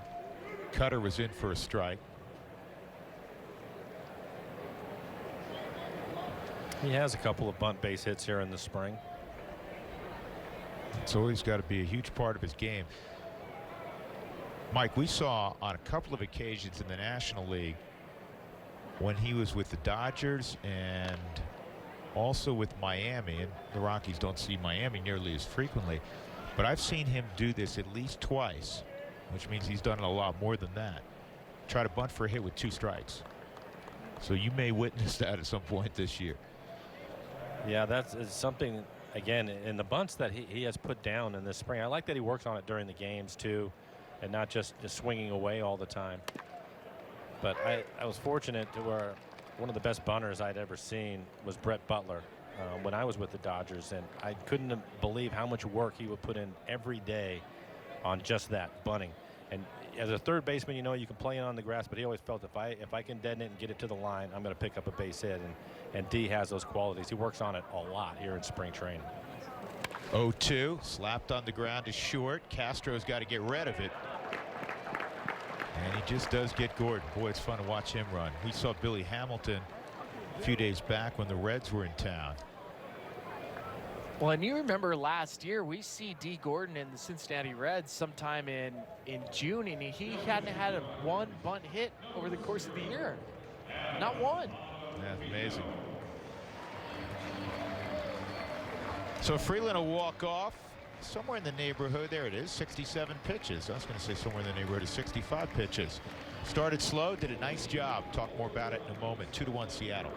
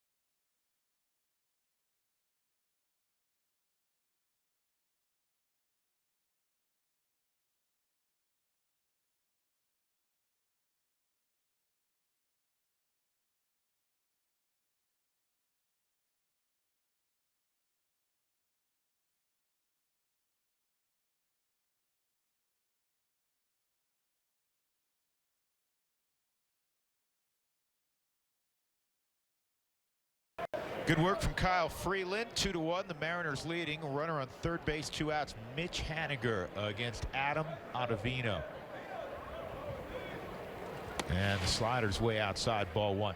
This is one of those matchups that you want to try to get. We started the broadcast today, fellas, talking about the last couple of weeks you're ratcheting it up. Well, Buddy's saying, all right, Mitch Haniger, top shelf hitter, runner in scoring position. This is a situation where Ottavino is going to find himself in. It's not going to be in the 4th inning, but later on in the ball game. So from Adam's standpoint, this is what you want to start seeing the last couple of weeks of the season, of the spring as well. And for Adam, it's really been about controlling and commanding his fastball. So even though you know what his slider is, coming into a situation like this, it's still being able to locate a fastball.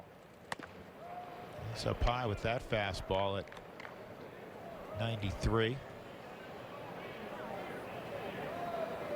2-1 on Haniger. 1 for 2 for Mitch. Base hit in the 1st inning to left center. Look out, 3-1.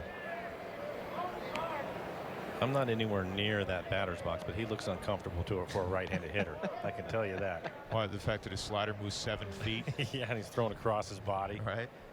Fastball at 93, 94 miles an hour. There's a slider.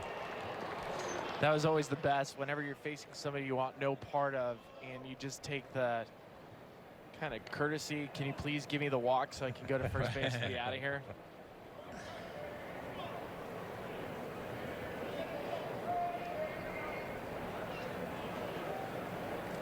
Here's the 3-2.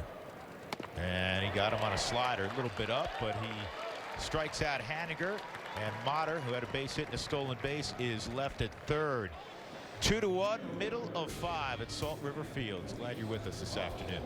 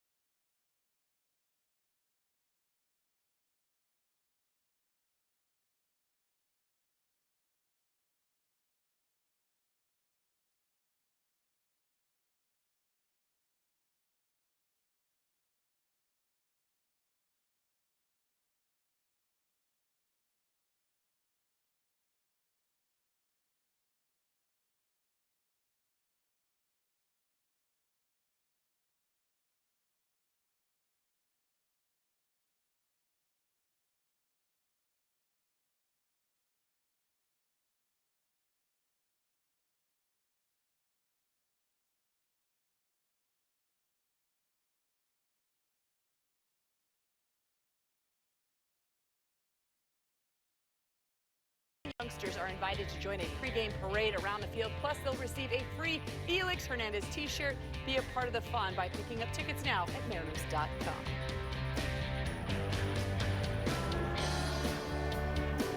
Rockies and Mariners this afternoon from beautiful Salt River Fields at Talking Stick. 2-1 the score with Mike Blowers and Ryan Spilborghs. I'm Drew Goodman. Ryan McMahon hitting 8th this afternoon.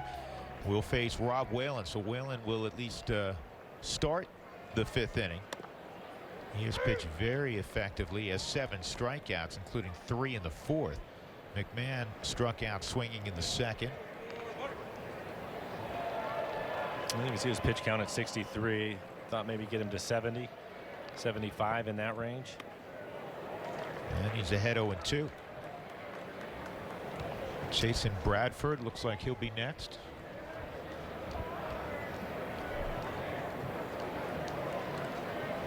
Only 19 at bats last year, 3 hits for McMahon. But he tore up AA and AAA last season.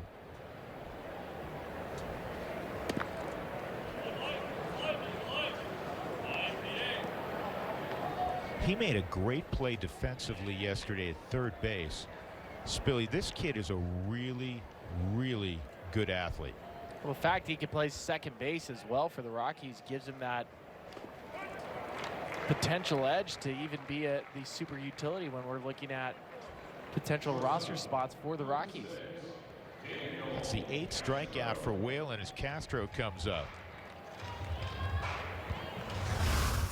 And we'll take another look at it. Rob having just a great day, and there's the curveball again.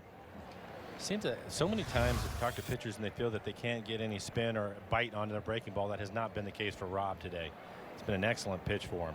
Go along with a pretty good cut fastball. Making a nice statement, competing for that 5th spot in the Mariners rotation. That slider touches the inside corner. He's been filthy today, and it goes back to just thinking about this rotation for the Mariners. We know what kind of stuff James Paxton has, but King Felix, he's had to adapt over the last couple years. Yep. And looking at some of his numbers, and I want to kind of survey your thoughts about King Felix. Since 2014, Drew, that you might find this number amazing too. King Felix has been in 50 games where he's gone 5 innings and given up 1 run or less without earning a win or a loss. It's a lot of no decisions for a guy that for most of his career has been dominant. Otherwise, we're having the discussion about a potential 300 win pitcher. That's a great play by Gordon Beckham. By the time he finished, get to that baseball, he was closer to third base than second base. Special play. He's really been swinging the bat well this spring too. As we take another look at this play, ball bounces right over the mound. You see him at second base for a number of years for the White Sox. He gets rid of it quickly, an accurate throw, and he's trying to win that utility job again. He and Mott are playing up the middle, competing for the same job. Coming into the game, he's hitting about 380 for the spring. Charlie, a strikeout and a double right down the first base line. 2 outs. And that's foul. Felix this year, they were hoping that he would pitch more. They wanted him to get his innings up a little bit in spring training. It's something that they haven't done basically throughout his career because he's throwing 200 innings and all the strikeouts and everything. So he'd come to camp. They'd kind of ease him into it, knowing that he's going to go out there and give you 7 to 9 every 5th day. But because of some of his struggles and he's had some injury issues, I think they wanted to stretch him out a little bit more. But then he gets hit with the line drive on his forearm, which has shut him down. So we'll see how quickly he can recover from that. I know he's going to throw a bullpen tomorrow. I believe it was 25 pitches.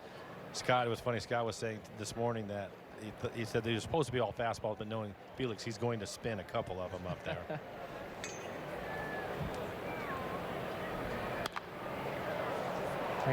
It's amazing when we were talking about Carlos Gonzalez, 10 years in the organization.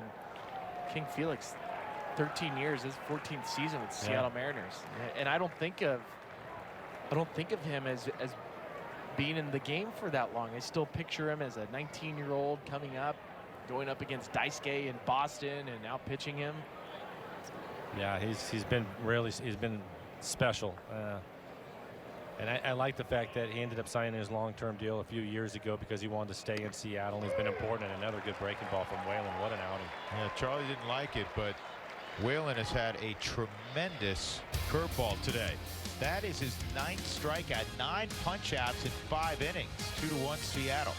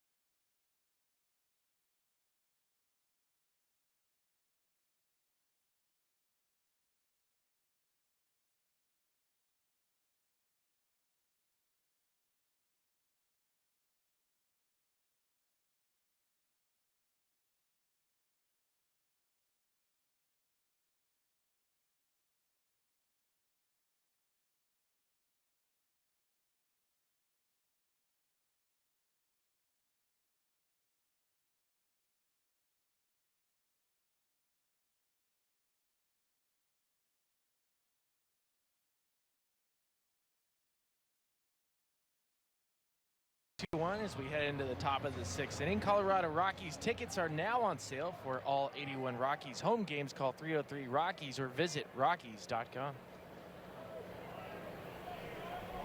Billy, nice job with that read. Thank you. You're welcome. Kyle Seager, Daniel Vogelback, Mike Ford. Adam Ottavino got the final out of the 5th inning. 4 1/3 for Kyle Freeland. He gave up a run in the 1st and 2nd, and then he settled in, pitched very well. Ended up striking out 5, didn't walk anybody. At one point retired 7 in a row. He retired 10 of his last 11. So Rob Whalen's pitched well, and after first couple innings, Kyle Freeland pitched well. Seager struck out twice. He's clearly not picking up the baseball left on left against Freeland. He's behind 0-2 against Ottavino. Ottavino, a couple years ago, had Tommy John surgery. He was 97, 98 with that wicked slider and then blew out. Last year had some command issues. That's a slider, and that's strike. Is the scoreboard wrong? Because Kyle's not going anywhere. I guess it was 1-1 and not 0-2. Don't look at the scoreboard in spring training, I guess. It's a lesson there. Unless Kyle's negotiated getting 4 strikes.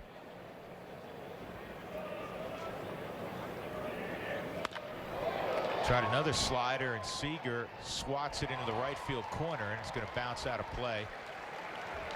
A rule book double. Somebody told me that last year. It's really a rule book. It's not actually a ground rule. Your rule book double. Well, you mentioned a couple of strikeouts for Kyle, but picks up the double right here. Has to feel better about things. Again, having a good spring. All smiles. Yeah. Getting hits is fun. By the way, you're talking about him negotiating for the 4th strike. He may have done that. Kyle is constantly talking to the umpires. He has a running conversation with them. He confused him. Yeah. There's a strike on Vogelback. That's a baseball playing family, isn't it, Seegers? The young one's in Mariners organization as well, isn't he? Yeah, he is. And of course, you know, the youngest brother is with the Dodgers. Pretty good player too. He's not. That's right. It's a middle brother, right? That's in Justin. Yeah. Okay. First baseman. Corey's the youngest. Corey's decent. So is he.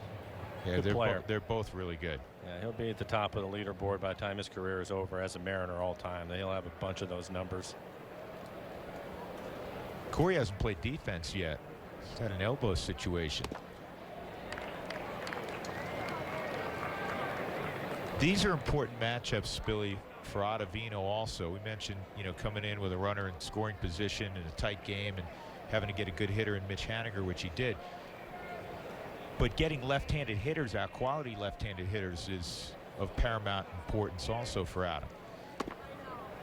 On the at times in the past, he has struggled to get lefties out. Yeah, he has. I mean, the slider works great against righties. The crossfire, as Mike has mentioned, for a righty looks frightening, but for a lefty, it's not the same. He cannot and has not shown that he can command inside part of the plate to a left-handed batter with his fastball. So where he goes here, 1-2. He tried to touch the outside corner with that slider. Has like 3 different sliders. Some have a little more loop in it. That's called the slooper. The slooper? Yeah. The super slooper. 2-2.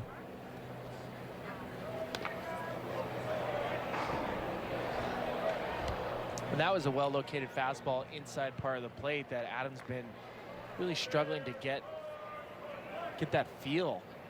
And that happens in spring training. We see it all the time.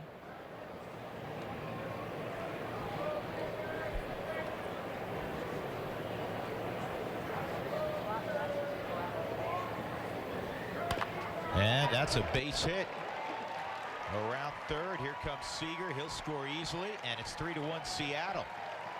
So the 2 lefties hurting Ottavino. Seager the double, and Vogelback an RBI single.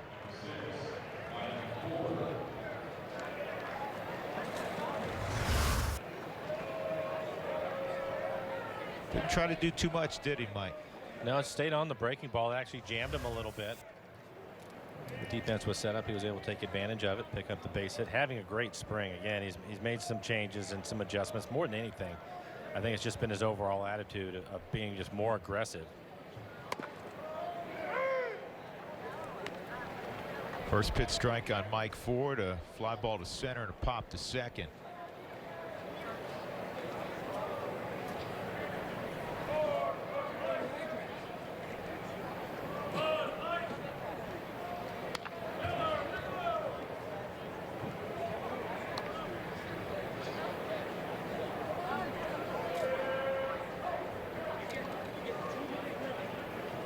Mariners operation run, of course, by Jerry Dipoto, the former Rocky. Extremely well thought of general manager.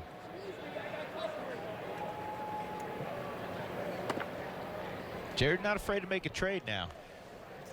No, he has been busy the last couple of years. How do you keep track of all of the moves?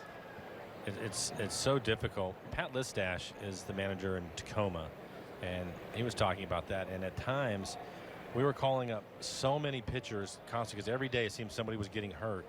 Then we have another club in Everett, A-Ball, and he was having to get his pitcher. Sometimes they sent him 2 or 3 pitchers from Everett just so they could get through a game or two. It was constant turnover last year with the pitching staff. I've never seen anything like it. You want to see something interesting you might not see every day. Watch Nolan turn a double play at second base. Yeah, that was 4-5-3. He loves it. He does. He loves that. Every single opportunity that he goes to get really in the shortstop position to turn and make this double play. You know what I thought Major League Baseball was going to address in the offseason, and they didn't, is reinvesting in the revisiting, probably a better way to put it, in the neighborhood play, because the intent was a safety issue originally, but I think it's actually had the reverse effect. And with Nolan there, you know, they're not going to do it. There's no replay during March, but he may have left the bag before he had actually caught the baseball. Ryan, can you imagine a base runner sliding into Nolan? That's, you know, if he ends up getting hurt on a play like that, that's how you lose an MVP candidate making a turn at second base. Heredia fouls it off. 2-2. What do you got on what we've seen a lot of the last couple of years, where guys are initially safe, but there's a little bit of a bounce in their slide, and the tag is maintained, and all of a sudden you had stolen the base, let's say, but there was a bounce, and now you're out. Super slow-mo. Yeah.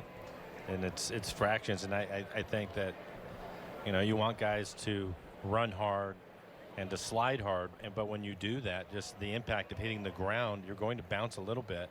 And I think even sometimes, how about sliding over the top of home plate? You know, you've covered the plate, and by just a fraction, you didn't actually touch it. I don't know. I think you're asking an awful lot of the base runners and the way that you want to see them play the game and the way that they have to at times because of all that. Yeah, I don't think that was the intent of replay. No, I mean, if you're there, but it's improved so much that that's where we're at now. Yeah. I mean, it's one thing if you overslide and you slide past the bag. Sure. I mean, but you would have been out 10 years ago in the same situation. Right.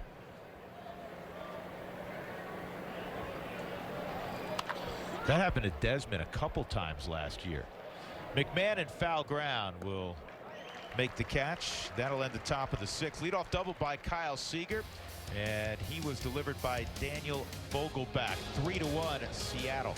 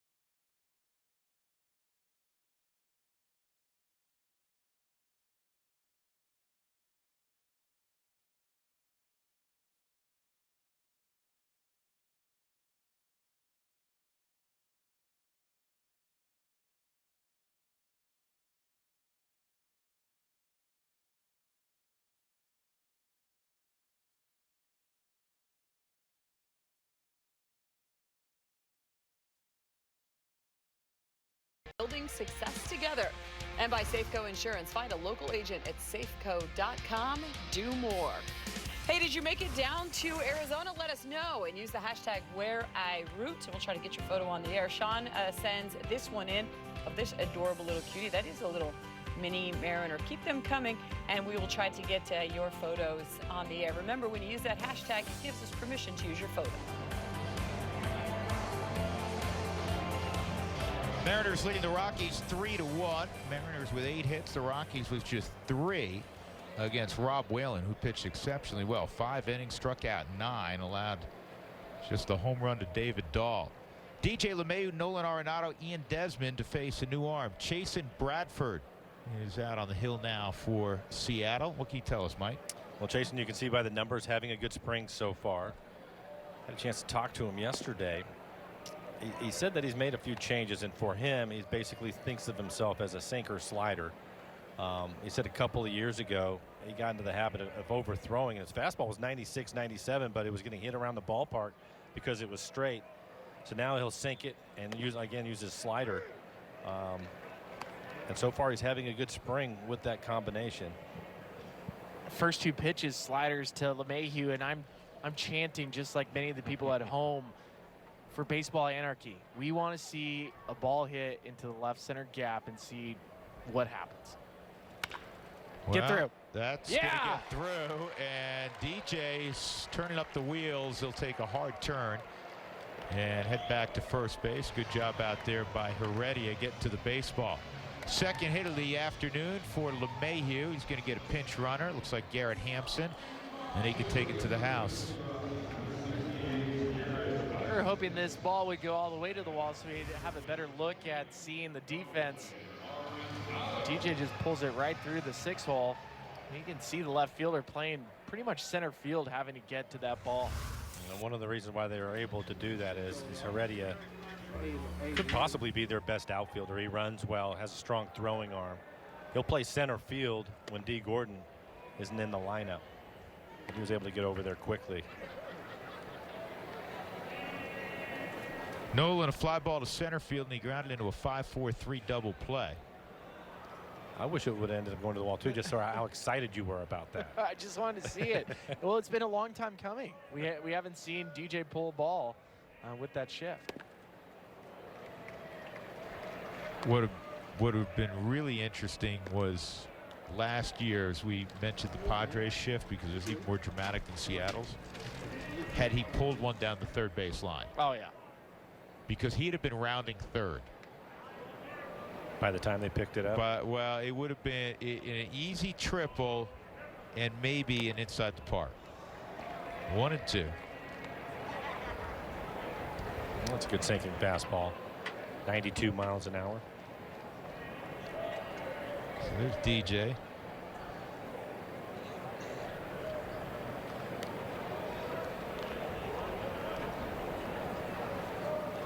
There's your minor league roommate, Jeff Salazar, Spiller.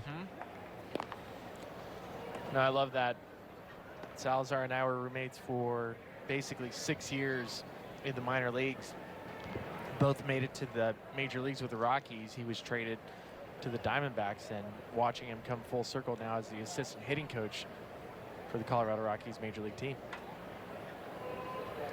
Runner goes, and a stolen base for Hampson, who has stolen more than 80 bases in just 2 seasons in the minor leagues. Freitas had a little trouble getting that out of the glove. Good jump by Hampson. We like seeing guys sliding into second base. Feet first. 2 and 2 on Nolan. Up the middle, and that's going to be a hit. So Arenado bounces one off the leg of Bradford. Chasen looks okay. And now you have runners at first and third. Nobody out for Ian Desmond.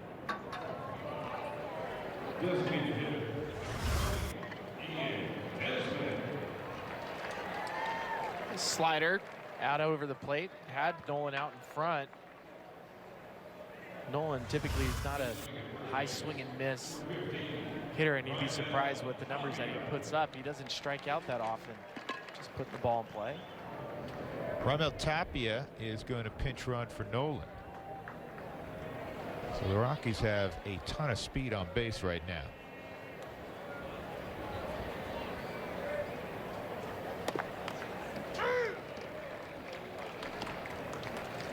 My question, are you like Spilly around the 6th inning of games in March when other fellas come in, you quit keeping score? You give up? I wouldn't say that I give up. I keep the score. Yes. I may not necessarily write in all the names. Okay, so somebody grounded to second, somebody flied to right. Yeah. Right. Okay. Well, that's better than Spilly. Spilly just shuts it down. No, I'm still here. I'm still present. You're present, but you know you drop the pen in the bag and you take the book and hide it. See, the great thing about sitting in my seat is a lot of that responsibility goes to you, Drew, or Dave Sims, who I work with, Right. or Aaron Golds. But you guys have to take care of all that stuff. I don't. Right. I did hear something that was interesting yesterday, though. Ron Fairley, you remember Ron Fairley? Sure, absolutely. Ron was at the ballpark yesterday. Tapia goes, ball. And he was talking about a spring game when he was with the Dodgers, playing with the Dodgers, and Vin Scully. They were going in there playing some college, and I can't remember what the college was, and Vin didn't know any of the names. So he made the other team basically a Hall of Fame lineup. All Hall of Famers he was talking about. Is that right? Throughout the game. And he wrote it in his scorebook and did all of that. That's awesome. Yeah. That's awesome. And Desmond strikes out for the 3rd time this afternoon. So runners at second and third, 1 out now, and that'll bring up Dahl. Looks like Scott Service going to the left-hander. James Pazos getting loose in the pen.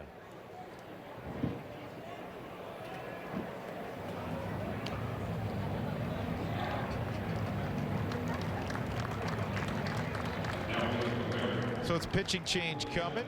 We will take a break as well. 3-1 Seattle leading. Rockies with 2 on in scoring position when we come back.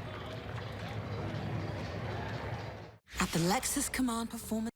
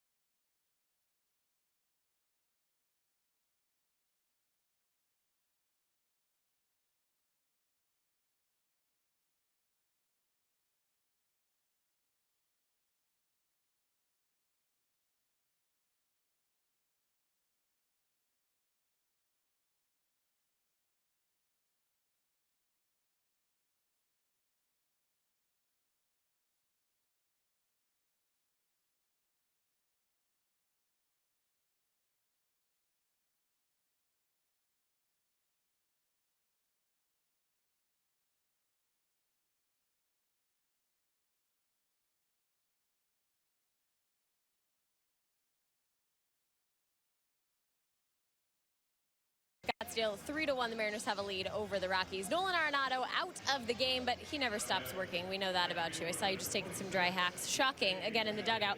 You know, we've talked a lot about spring training in the broadcast and how some guys can take it easy, but you seem like a guy that never takes it easy. Do you relax a little though during spring? Yeah, a little bit. You know, obviously I don't want to, get out. That's competitive. That's my competitive nature. I think when you play games, you want to shine. You want to do something to help the team win, no matter what, if it's spring or whatever. But at the same time, you got to realize that you're not all there yet in a way of timing and all those things. So you have to take it as it comes. And just be patient. And I'm just trying to do my job. And I don't want to go in the season and feel like I have to amp up. I kind of want to gradually do that now. So when the season starts, I just already know my routine. Yeah, where are you right now? Just a couple weeks left before games get going. Where do you feel like your game is at? You know, it's getting there. You know, I still think I need some games, you know, in spring training. I still think my timing's a little off. Missing some pitches, I feel like during the season I won't. But, you know, as I said, that's all spring training. That's why we're here. But, you know, I'll be ready to go in 2 weeks. Speaking of ready to go, you got one of your besties back in the clubhouse. A big bear hug for Carlos Gonzalez. Just tell me your reaction. I know you kind of pitched for it a little bit early in the spring that you were really missing him. You didn't seem to be missing him that much, though. You took over his locker over there. So he comes back, it's official. I mean, what was just your reaction? I'm obviously happy. You know, you know, I really miss Cargo. I miss his presence. I miss his personality, everything. You know, he brings a lot to the table. One is obviously his game is obviously off the charts when he's old Cargo. You know, not last year's Cargo. You know that we know Cargo's better than that. But you know, as a group, we know we could perform at a high level, and you know, he expands our lineup. He makes us way better. Yeah, you're not really the hugger type, but you really got after him in there. Yeah, I love him, man. I love him. I was happy to see him. You know, we talked about you picking up more of a leadership role this year. How have you seen that play out at spring, just with the extra time that you've been spending with some of the bubble guys? You know, I just try to communicate with them. I've gone through what they've gone through. You know, guys that are trying to make the team. You know, I tried to make the team in 2013. You know, and obviously it didn't work out, and so it's not going to work out for some of these guys also. So I could also be you know, I know the experience of not making it. I know the experience of, you know, being on the team out of spring training. So, you know, it's a good, you know, I could communicate with all of them, and, you know, I want them to know that at the end of the day, you have to get ready for the season no matter where it's at, and, you know, that's what's most important. Well, we know you're always ready to go. Nolan, thanks so much for joining us. Guys, we'll send it back to you. All right, Jenny, thanks. Chris Iannetta with 2 outs, Toppy at third, 3-2 Seattle. Pazos misses there. It's 3-0 on Iannetta. Good at bat from David Dahl. It's one where you got to get it in play to at least get a run home. Left on left, not easy. Especially with this guy, he's got a good arm.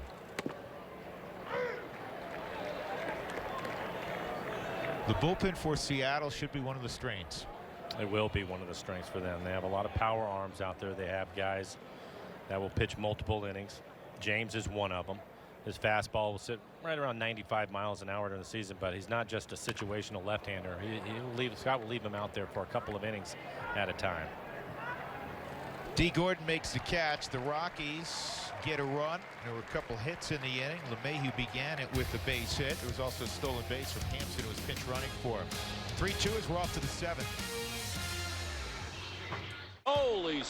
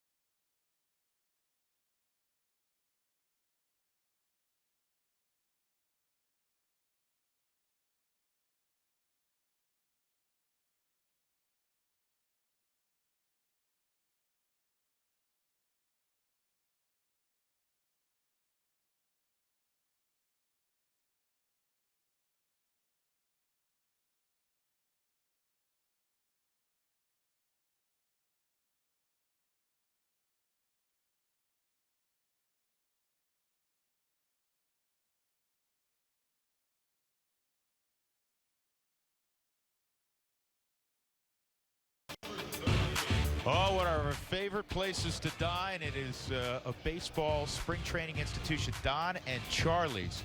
And you know what? You got to stick around for the dessert. The ribs are great. The steaks are great. There's, you know, the double baked potato, which I get every time. But they've added an item to the dessert menu, and it's named after Michael Ponarelli, the Rockies' outstanding clubhouse manager. It's Tiny's Banana Cream Pie. That's Tiny awesome. eats like he bypasses the appetizer and the entree, and he eats like 4 banana cream pies. Have you been at Don and Charlie's yet this spring? Not this year, no, but I've been there many times. Order Tiny's banana cream pie. And you've had it. Dude, I have to. I always eat with Tiny there. I try to rip it a little bit, and then the waitresses always smile because they know, Tiny's world famous. Mike Dunn's on the hill. He throws strike one to Taylor Motter. There's all kinds of new fellas out there. Ryan McMahon is at first base. Garrett Hampson's at second. Brendan Rodgers is at short. Derek Gibson is at third. Raimel Tapia and Jordan Patterson in the outfield.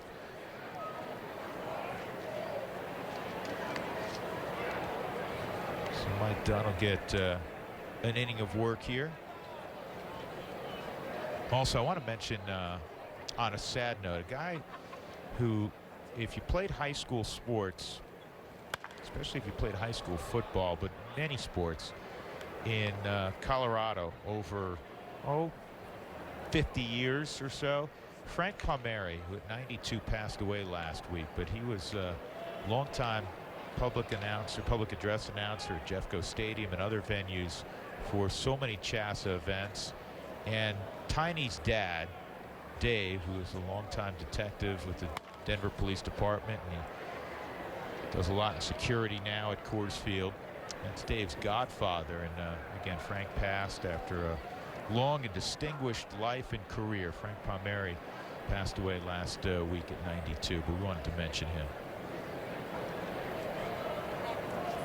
1 ball and 2 strikes on Motter. Had a base hit last time up, and this is a pop fly that is going to be run down out there by Jordan Patterson. That's played by Jordan. Ball will always find you. Come into the game, and of course it's going to be a shallow running play to your right. And he got a grass stain on it, so Tiny and his team are going to have to throw that in the laundry now.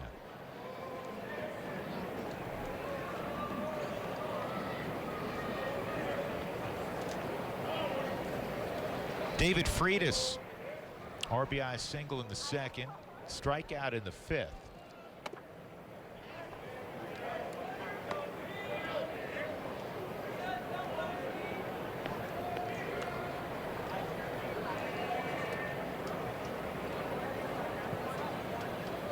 Mike Dunn, like a lot of players, has his family with him during spring training.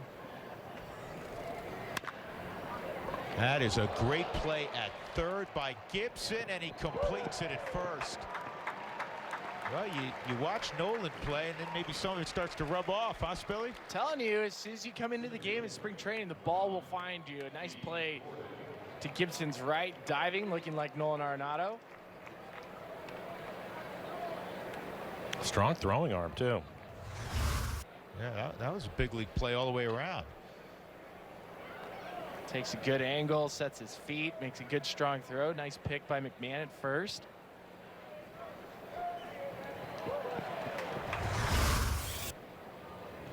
Two outs, nobody on for D. Gordon.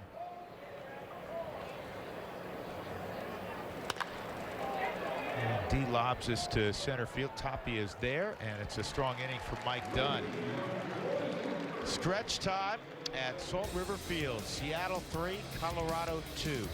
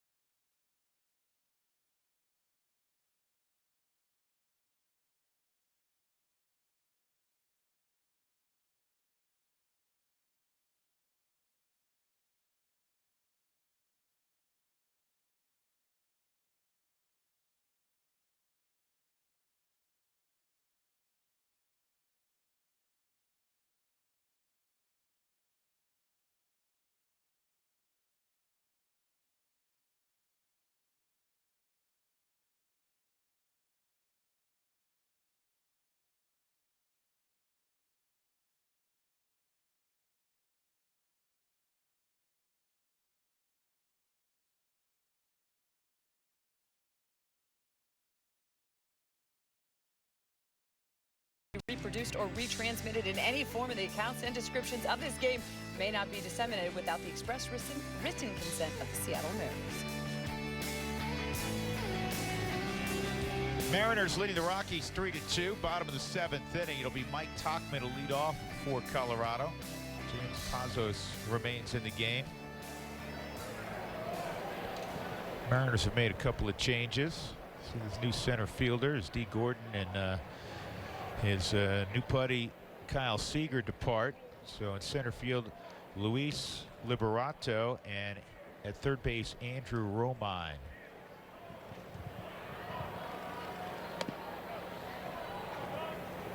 Tauchman ground out and a strikeout. There's Liberato.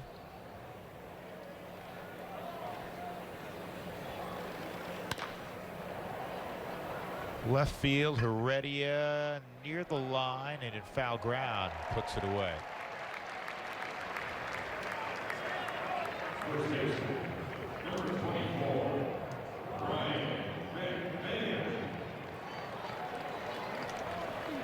Here's Ryan McMahon, 0 for 2, couple of punch outs for McMahon.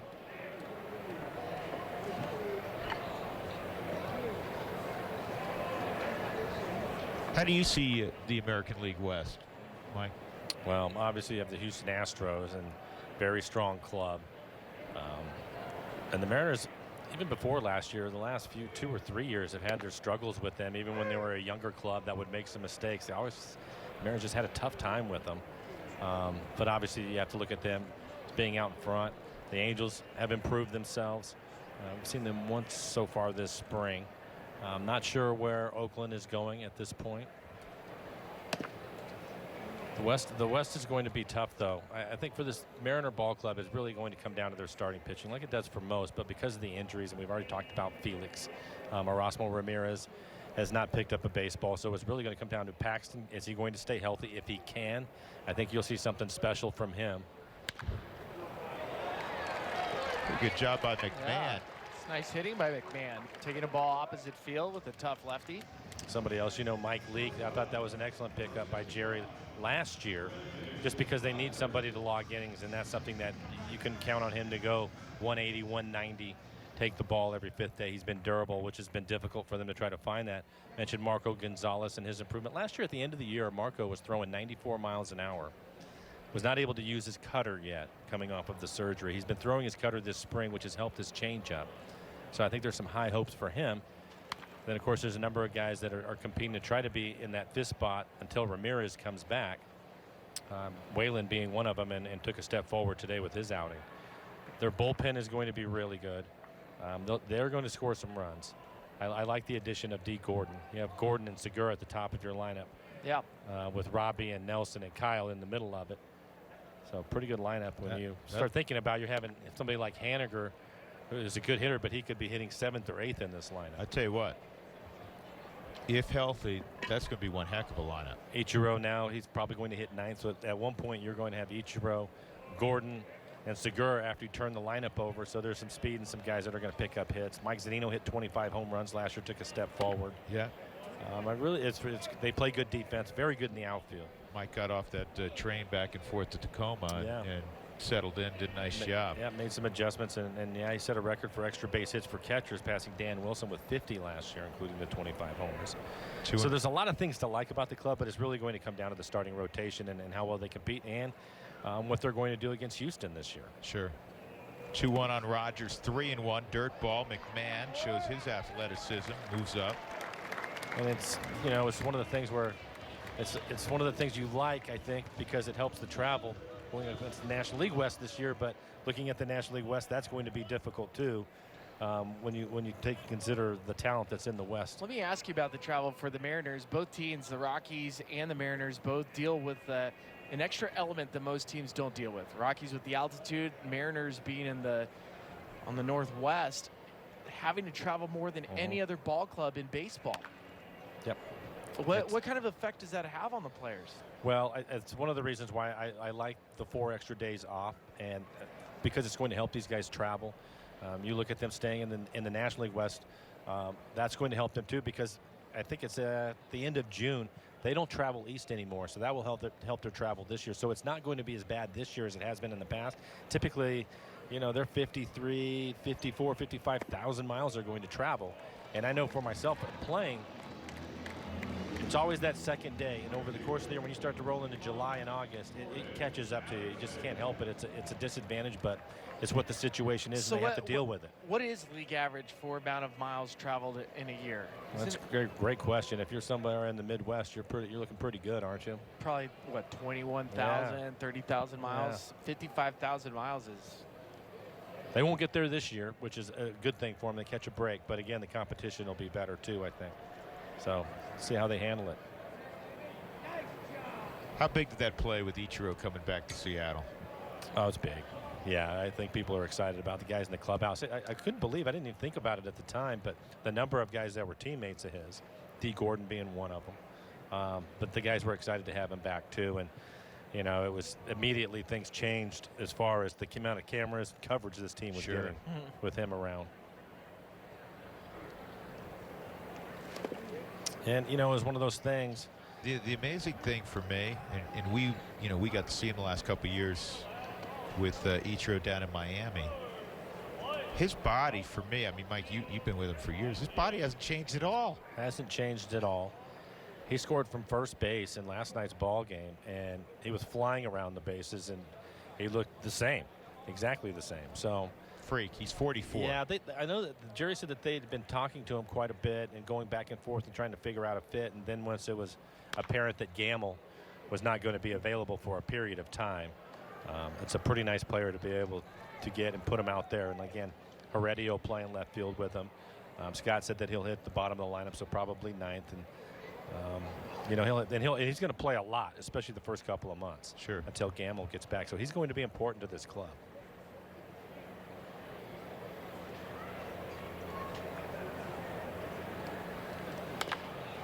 This is fisted to second. Patterson gets doubled up.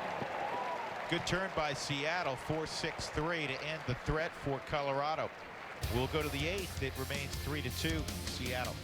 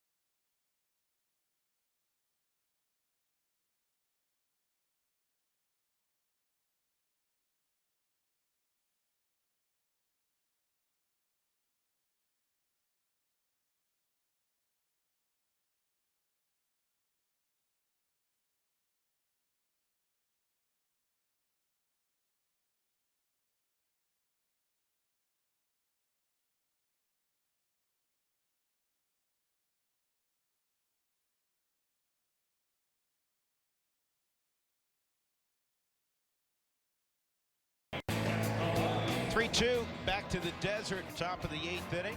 Drew Goodman, Mike Flowers, and Ryan Spilborghs. Rockies have made another change on the mound. In the eighth inning, they'll turn it over to Ryan Castellani, who last year was in Double-A in the Eastern League, pitching for Hartford. And anytime he pitches in Phoenix, I guarantee you there's friends and family out here, because he was drafted in the second round out of Brophy Prep, which is power in every sport down here in the Phoenix area.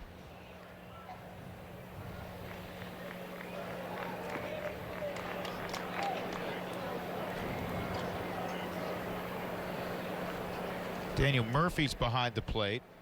Brian Mundell has come in at first. And Noel Cuevas is in left field now for the Rockies. You write those all down, Mike? I have it right here. Okay. Good job.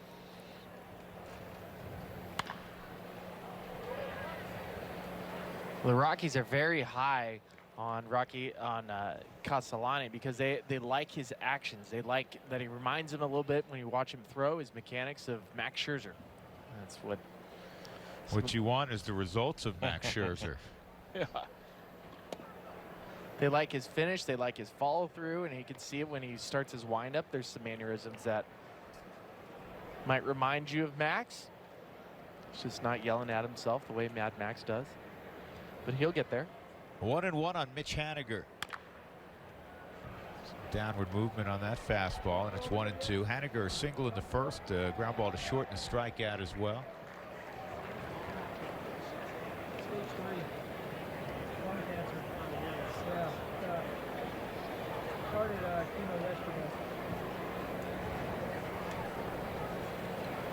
Haniger originally an Arizona Diamondback.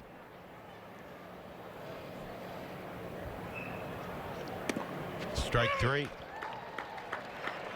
So Castellani freezes Haniger.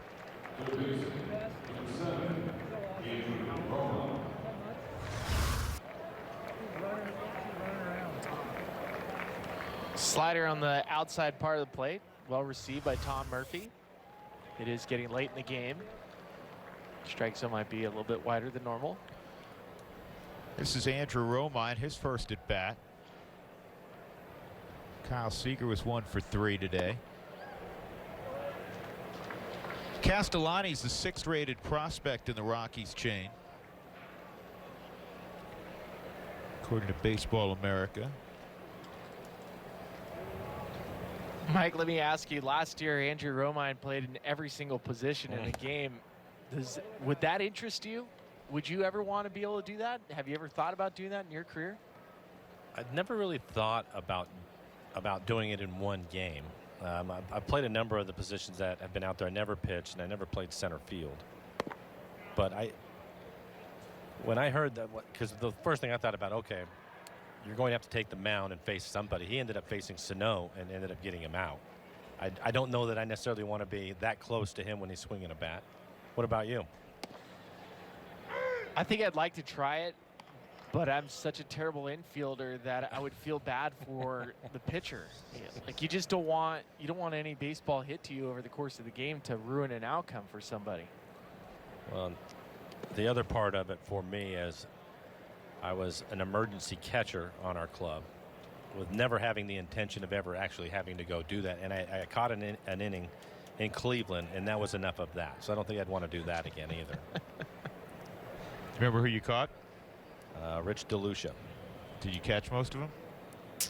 I don't think I went to the backstop. I will tell you, though, when I was throwing the ball down to second base to get the inning started, it ended up in center field. It's okay. Nobody was watching. No. I was telling the story. Rich had a pretty good curveball. And after he was done warming up, we get the ball back in from the outfield and do that thing. I walked out to the mound, and I let him know that he was not throwing a curveball in that inning. He was going to throw his fastball, and he was going to pitch inside. I'll tell you a great story. It was a shutout, too. Shutout inning, just so you know. About emergency catchers.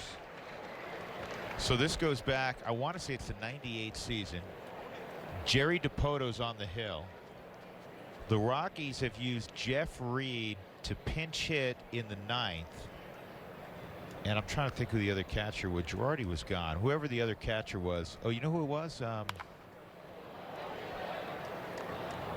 think of it. Doesn't matter. The catcher gets nicked, and Reed has already been burned. Rockies had 2 catchers, like most teams. And now the winning runs at third base in a tie game. DiPoto's on the hill, and Jerry had that great slider. Ground ball that is fielded nicely, but then thrown away by Mundell. Murphy backing up. And Nafi Perez has to go behind the plate, the Rockies starting shortstop. Now Nafi, like most shortstop, he had great hands. He wanted to catch with his 11.5-inch fielder's glove. And I think was Groove still a manager then? Yeah. Yeah. Groove was still the manager. He said, you can't catch, you'll break your hand. You cannot catch Jerry DiPoto with a fielder's glove.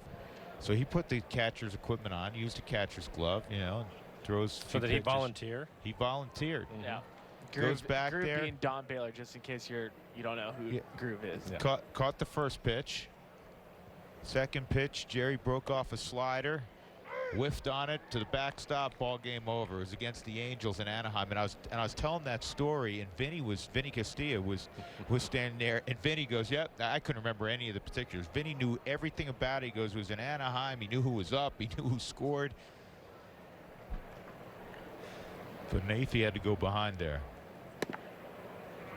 Yeah, I was a little bit surprised when I was told to put the gear on. We had been in Baltimore the day before, ended up getting in a brawl. Bill Hasselman ended up getting suspended, kicked out of the game, suspended. Dave Valley started the game, and something happened along the way with a pinch hit. Next thing I know, I had to go in there and catch that last inning. Did you at least during spring training get a little bit of work back there? It was the worst spring training ever. I reported with the pitchers and catchers. Oh boy. This is in '93, Lou's first year. And after about 3 days of sitting out in that bullpen, I could hardly walk. Just not used to it. Sure. But yeah, I ended up catching all the way about halfway through spring. Remember, caught in a game against the A's. And when the game was over, Lou told me to put the equipment away. And I was done with that. And then he wanted me to play the outfield because he knew I could play the corners on the infield. Right. So going to left field was a lot better, I can tell you that. Legs felt better? Yeah. So, and then when I put the gear away, I never went back, caught another bullpen, never thought about it. Didn't think I was ever going to be back there. And next thing you know, there it is. In the attic somewhere, you have the gear still? I don't think I have it anymore. I think my boys took care of that for me. Is So that right? it's long gone. Yeah. All right. Any of your boys catch at one point? No.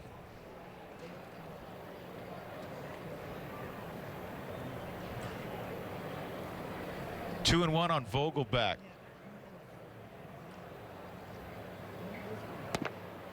Three and one.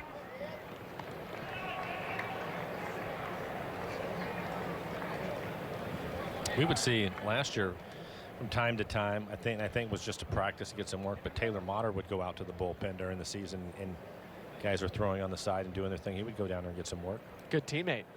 Just in case. And a walk. So now they're 2 on after the error. 1 out, and that'll bring up Mike Ford.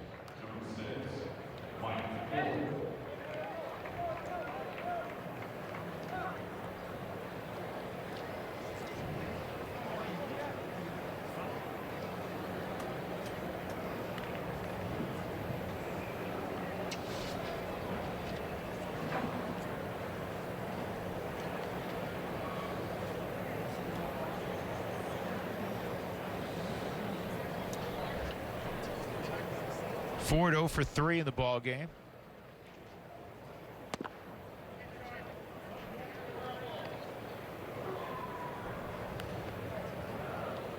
Kurt Manwaring. Kurt Manwaring. San Francisco Giants. Yeah. Manwaring was behind the plate initially, and Jeff Reed was the backup, and they both Manwaring got nicked, and Jeff Reed was used as a pinch hitter. Left center field, and that's going to kick away from Cuevas. 1 run will score, and here comes a second Mariner run. Throw to the plate is not in time as Vogelback scores on a double off the bat of Mike Ford, and it's 5-2 Seattle. Billy, those sinking line drives are tough, huh? Especially coming off a left-handed bat, it will fade into the left fielder, and Cuevas giving chase. You can see how deep he's playing, trying to make a sliding catch, and it kicks right off of his shin.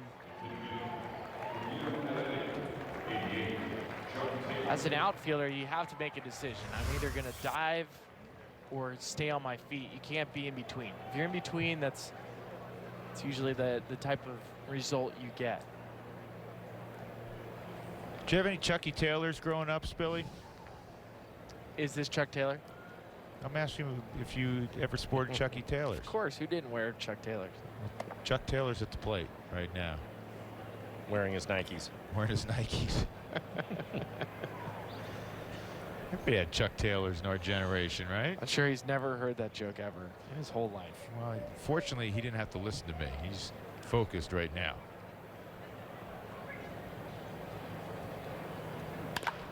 And he throws a base hit out to left field. Ford had to see it down, so he goes 90 feet, first and third. Taking the Chuck Taylor. It's one of the neat things about spring training. That was his 7th at bat all spring, and he has 4 hits now. Really? Yeah.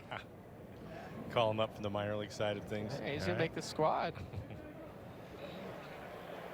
Man, I'm thinking of great baseball names where the person's name is you know, pop culture reference. Milton Bradley. Milton Bradley, sure. Chuck Taylor. Babe Ruth.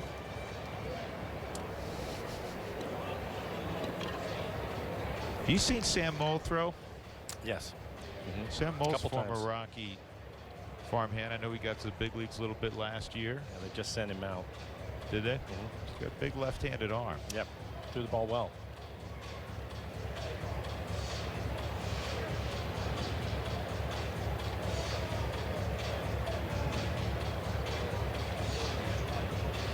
You know, we always talk about guys when they make their major league debut, and I'm sure you guys remember the first time you were in big league camp and maybe had a nice day on a March afternoon. I mean, for a guy like Chuck Taylor, these are special moments. Nothing down the road's guaranteed. That's a base hit from Gordon Beckham, and a 6th run comes around for the Mariners. A 3-run 8th here against Ryan Castellani.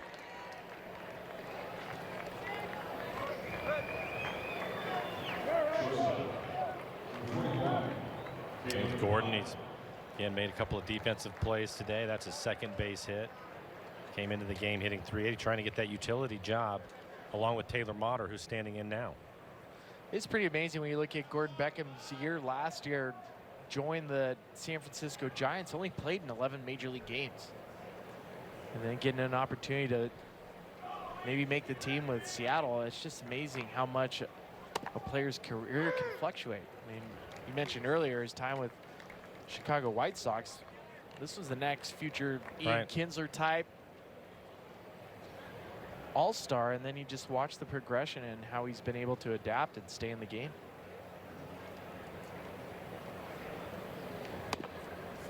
This spring, he's also played some shortstop, and he's looked good at short.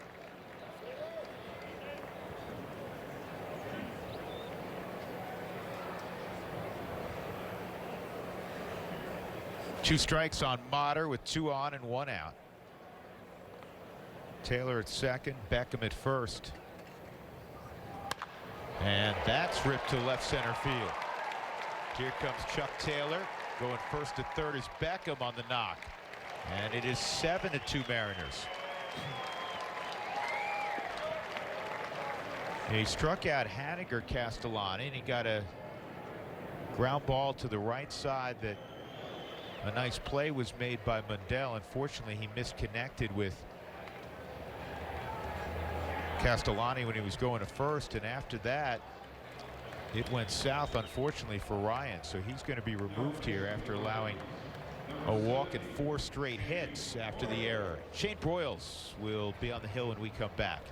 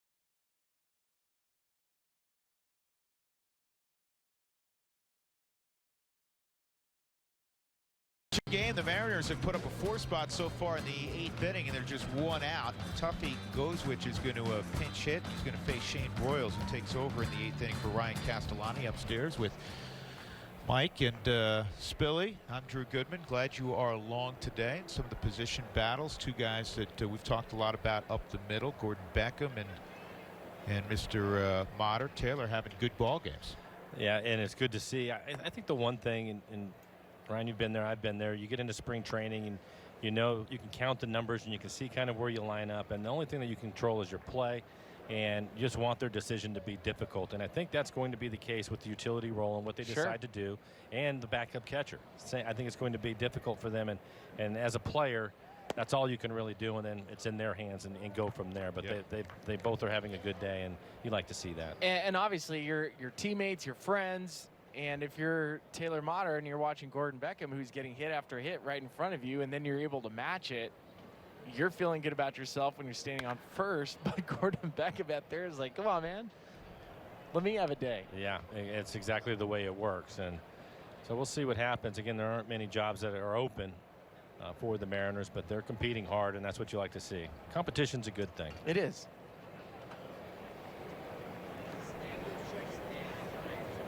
Two and one on Gozwich with the runner going, and no throw. Stolen base from Motter, his second of the ball game. He's checking off a lot of boxes this afternoon.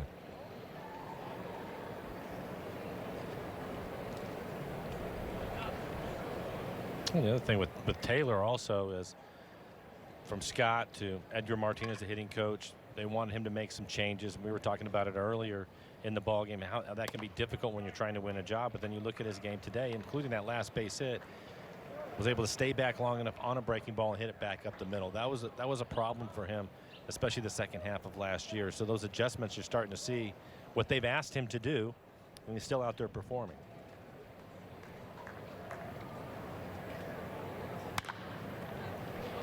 In the air to shallow or medium range right. Patterson underneath, and his throw to the plate is on line in time, out at the plate. What an impressive throw by Patterson to cut down Beckham. In the inning, 4 runs for the Mariners. Are up 7-2. Great throw.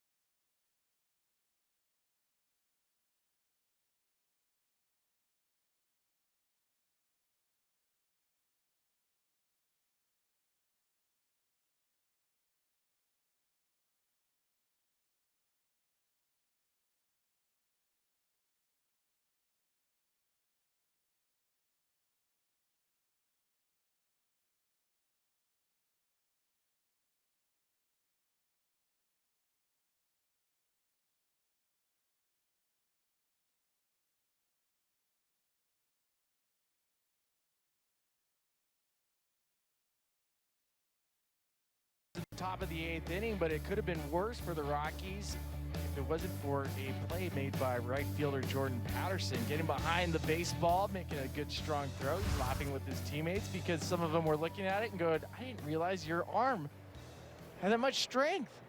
And get behind the baseball. Good solid throw to Tom Murphy and gets Gordon Beckham out easily at home plate. That was a great throw. Yep. See, look, the guys are still teasing. I had no idea.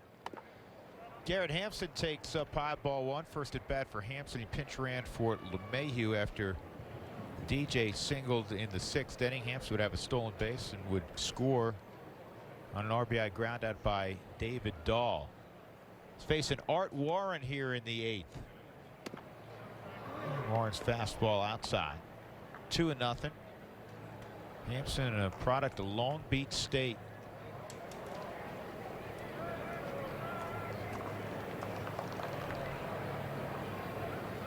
Warren now throwing a Tuffy Gozwich.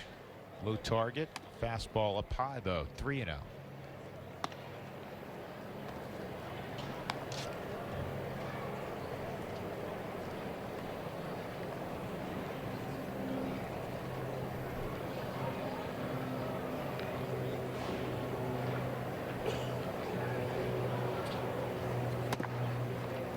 Three and one.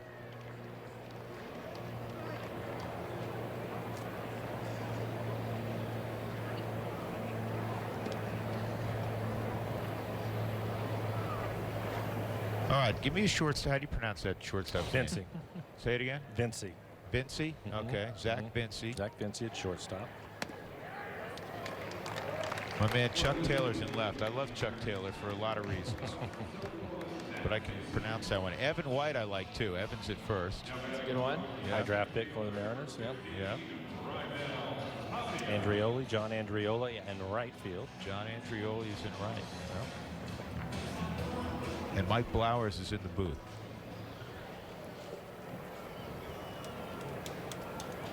So Hampson at first, and here's Raimel Tapia's first at bat for Raimel. He also pinch ran in that 6th inning. Jonathan Mendoza at second base. That's all the changes. That's it? Yeah, that covers the 9.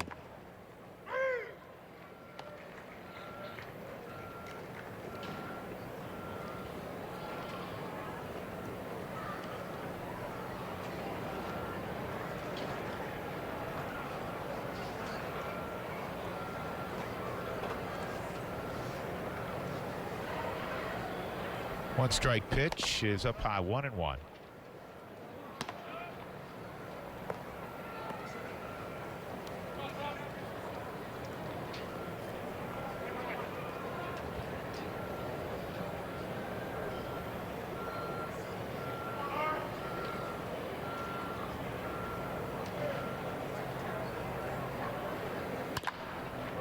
And that's fouled off. 1 ball, 2 strikes.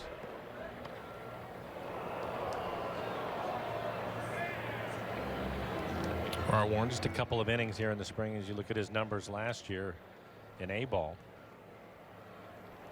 But a good fastball, hard slider. In 2 innings of work, 3 strikeouts for him. Yeah, almost a 3-to-1 strikeout to walk ratio last year in A-ball, which is good stuff.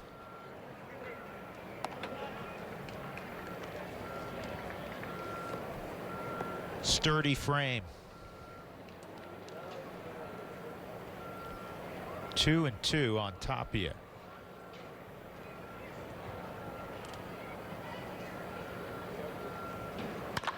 And a ground ball to second. And he won't get anybody, not the way Tapia runs. So a bobble by Mendoza. And on the error, the Rockies have 2 aboard.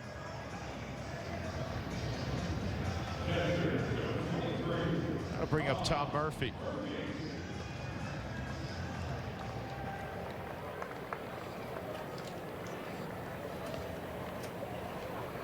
Before the game today, we were in the dugout.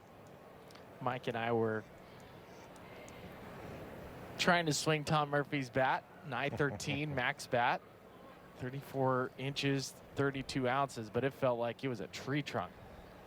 Top heavy. It's a little bit surprising because he does have a cup, so it would typically balance it out a little bit more, but not the case. That's not the way it felt trying to swing it. He may be the strongest Rocky. No, he is. I mean, it's no question.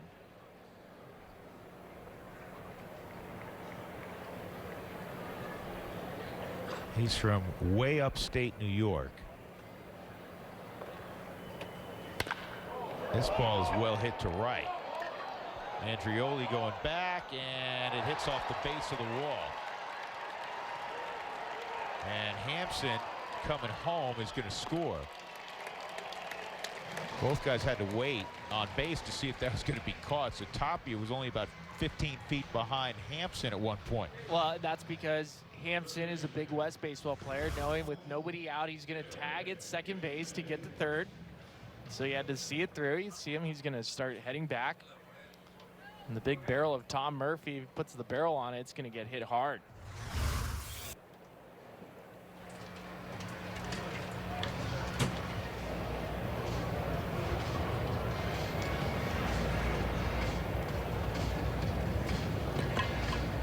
Derek Gibson will be coming up. I was going to say, you know, Murphy's from upstate New York. He's a big hunter. He's telling me a story about getting a deer. He's out bow hunting this past winter. He also, when he's not hunting, moves trees around his property. Yeah, he does the Rocky Balboa workout. Carries it on his shoulders, you know, the big tree trunks, and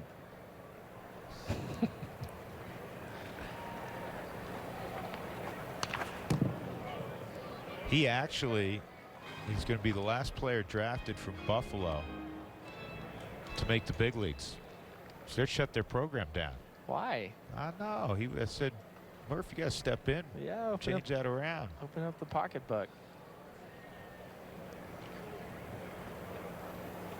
One strike on Gibson. He's made a great play defensively after coming in for Nolan Arenado. And this ball's loud to center field, and it is going to take one hop and kiss off the wall. It'll be a 2-run, well, maybe a triple. Throw to third, not going to get him. Gibson put his Chuck Taylors on. He had PF Flyers in him also, man. He can move a little bit. A 2-run triple for Gibson.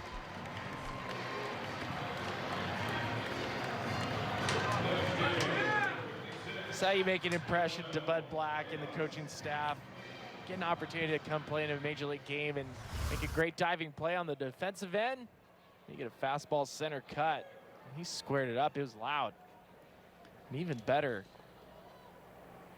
just taking that extra base, putting pressure on the Mariners.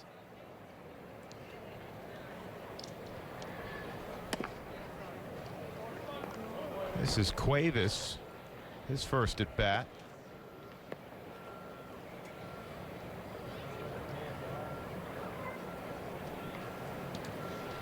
Cuevas all of a sudden represents the tying run at 7-5. Nobody out here in the 8th. And Cuevas should get a 6th run home here. Gibson tags. Here's the throw toward the plate. That's on line, but not quite in time. You just file things away. I mean, for us, Billy, seeing a kid like Derek Gibson, you're going to remember this kid runs pretty well, right? Yeah, runs very well. You like the heads-up base running to take that extra shot. Get to third base with nobody out if you can make it. And scores for his teammate with the sac fly to center field. You can hear Vinny Castilla down in the dugout.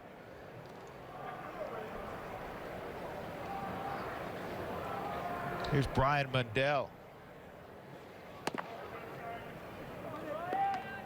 It's always interesting in spring training. You get the younger players out there, and we talked about Art Warren. It was an A-ball last year. But you have a nice lead, and you're going out in the 8th inning. And he's pitched in the 8th, 9th inning when he was in the lower level, so he knows what that's like. But you start off with a walk, and then you have an error made behind him as he's popped out towards short. But they'll talk to him about that leadoff walk. You have to be ready to go. Dan Altavilla getting loose in the pen right now.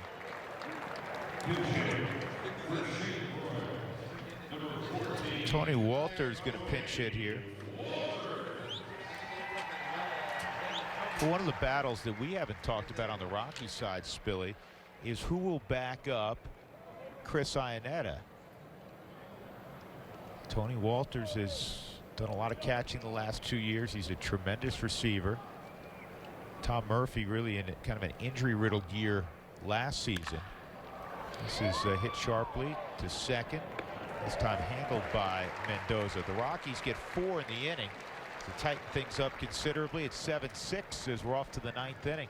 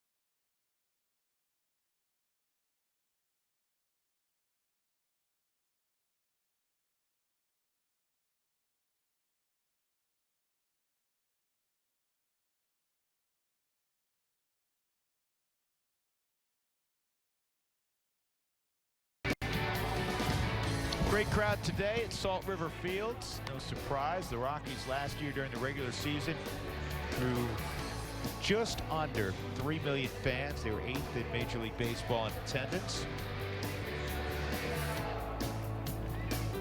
And with the Rockies down 7-6 in the 9th inning, you're going to see Brian Shaw with Cleveland. He's a setup man the last several years, one of the best in baseball. In fact, the last 5 years, nobody's made more appearances in Major League Baseball out of the bullpen than Mr. Shaw. And with Brian, you're going to see cutter after cutter. It really follows the philosophy that the Rockies have had with bullpen arms. You're looking for pitchers that can command a fastball. We saw with Jake McGee. We see with Mike Dunn, and even going back to somebody like Jason Mott a couple years ago, where you're looking at somebody that throws fastball 90% of the time. This is what Brian Shaw brings to the table. It's here comes the fastball, and it's a cutter. Well, one of the things I love about what the Rockies did with their bullpen with Jeff Bridich in the offseason is you re-sign Jake McGee. He's got postseason experience. You go and get Wade Davis and Brian Shaw. Not only are they top shelf guys, but they're guys who pitch well into October. So when you get into games in September where a lot's on the line, it's not going to be their first rodeo. And Mike, you remember from your playing days when you were out playing behind a guy you knew had been there before, there's a confidence factor, isn't there? I don't think there's any question about that. And the one thing that is nice for a manager even is to know that when they bring the guy in, may not always go the way you expect, but you know what you're going to get for the most part, and experience is a big part of that. Yeah, and you're going to get some of that. The chainsaw job on a bat, it worked out for Andreoli as he dropped that into no man's land in center field. But that was a good pitch by Shaw. I think the broken bat is getting a piece of the home plate umpire, Bill Miller. Yeah, it did, and that was Luis Liberato with the base hit. Oh, let me correct that. Thank you, Spilly. Andreoli's coming up right now. Oh, you can see the welt on his right forearm. Ouch.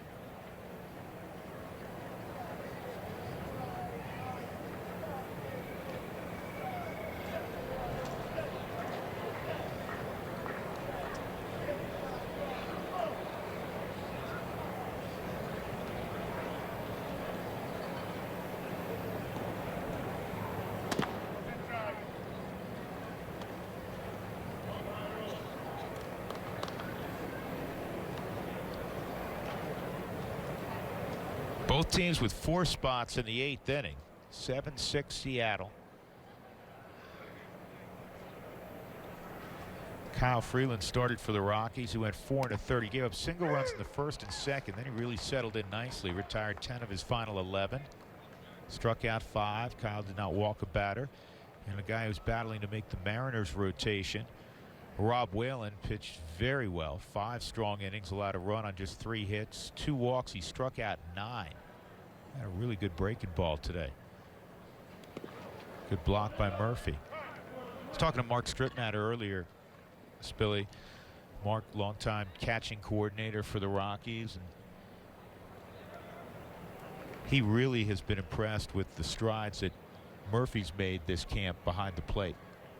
Well, I think Rockies have always viewed Tom Murphy as a hitter first. And I think as a catcher, you'd like to be known as a catcher first, and whatever you give offensively is a plus. So spending a lot of time for Tom Murphy, making sure he's receiving well, I think is really important. I mean, if there's an upper hand for the backup catching position, it's Tony Wolters, because he's proven he's above average behind the plate receiver and can throw people out. Tom Murphy can throw people out, but with that added element of the offensive. There's a strikeout for Shaw as he gets Andrioli, 1 out. That'll bring up Andrew Romine.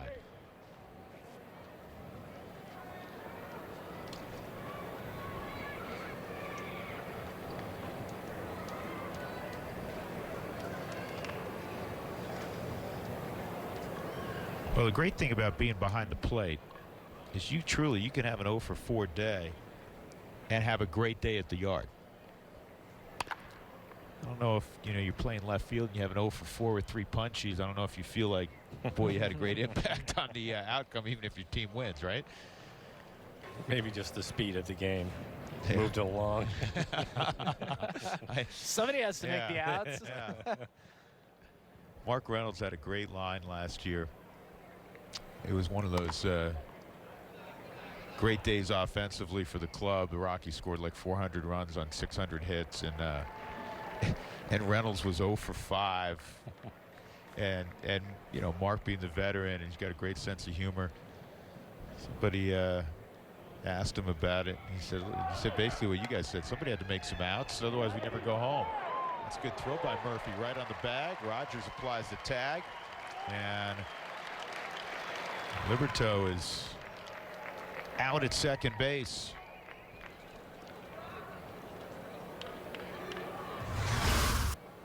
Murphy's always been known for having the strong arm, and it's been a very quick release for him, right on the money. Nice tag by Brendan Rogers at short.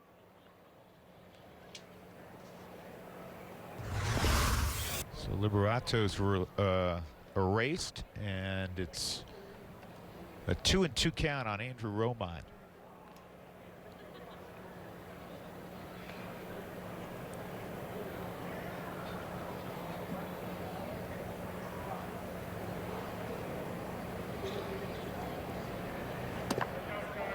And that's the interesting thought process too with catchers now. That's changed, is teams are valuing a catcher over the course of 162 games, saying if a team's ERA is an entire run less. Ooh. Shaw doesn't know where it is. That'd be a base hit. That was smoked back right at Shaw. Got leather on it, but couldn't corral it. So base hit for Romine. So I heard Mike Scioscia talk about this. He said, all right, you have 2 catchers. One guy hits 280 with 15 home runs and 70 RBIs. The other guy hits 220, but the ERA over the course of the year is an entire run less. Well, the value for this catcher is significantly more than just the offensive stats.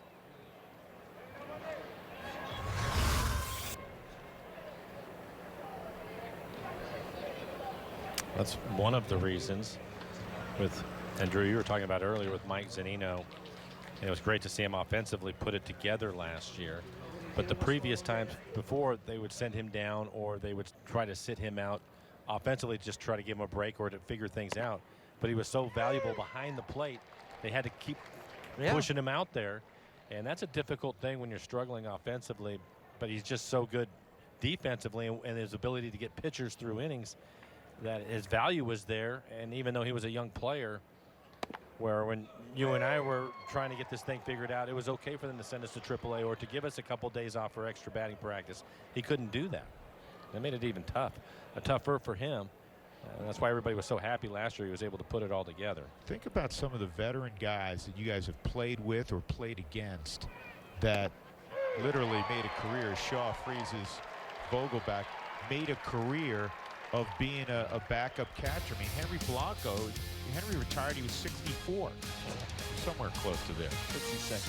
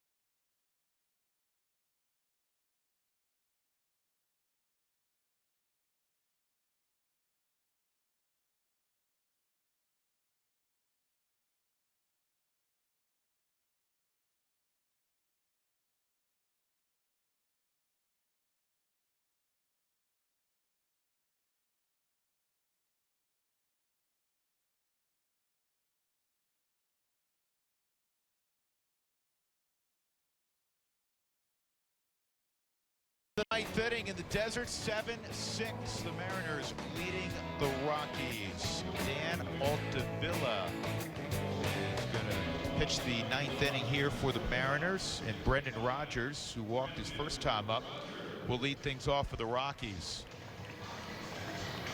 Always look down there in a tight game in the ninth inning in spring training to see if anybody else is warming up. Nobody's warming up on either side, which means this game will not go extra frames, even if the Rockies score. Mike, being a veteran guy, I know you have already looked down to both bullpens. And you are correct. Altavilla rolls out of bed, throwing in the mid to upper 90s. That fastball at 96 fouled straight back by Brendan Rodgers. Former 5th rounder out of Mercyhurst. It's in Pennsylvania. It's a good D2 program. He has been really good this spring. You mentioned his fastball will be 95 to 99 miles an hour. Hard slider. Coming into the game, 5 innings, 8 strikeouts for him. Hasn't walked anybody. It was just a couple of years ago. He was a starter in Double-A along with Edwin Diaz. Diaz now the closer. And both of them, when they put him in the pen, had an uptick in velocity right away. And for Dan, it's just a matter of commanding his fastball, which is something that he's worked on. And this year in spring training, he's been really good. And he can give you multiple innings, too. The fastball's up, 2-2. That's huge. When you have a guy, the Rockies, we call him the Swiss Army knife. They have Chris Russin. Chris Russin can pitch. He literally pitched in every inning last year. He can give you length. He can match up. He can pitch with the game on the line. Nick Benson has been that guy for the Mariners the last couple of years, and I think this year they're going to try to keep Nick to where he's pitching just the 1 inning. They've used him a lot over the last 2 years, and he's been worn down. And I think with the additions to the bullpen for the Mariners, they'll be able to do that, especially with the way Dan's throwing it.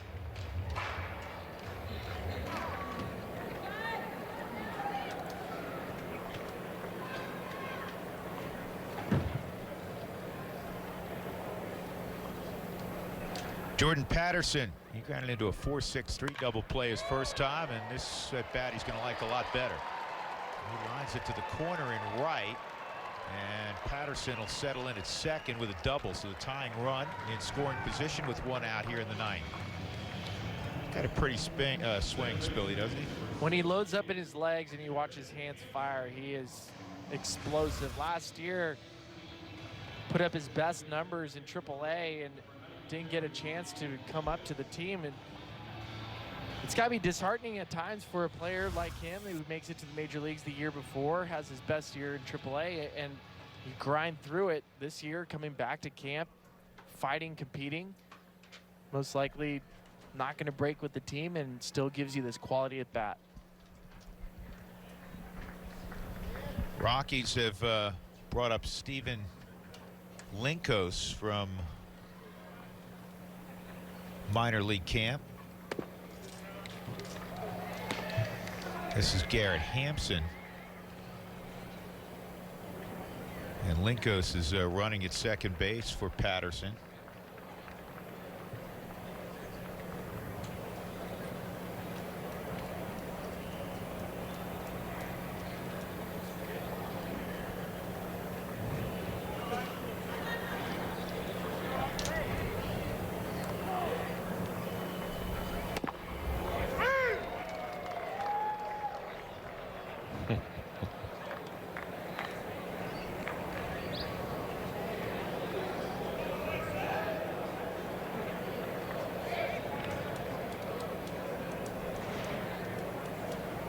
This guy's making great progress fast. Not Buddy Black. Buddy's fine. Buddy's fine. He's good to go. But Garrett Hampson, and this is a big boy at bat right now, facing a guy like Altavilla. I know it's spring training, but tying run at second base. Saw a few days ago, Sam Hilliard was in a situation in a tie game in the 9th inning.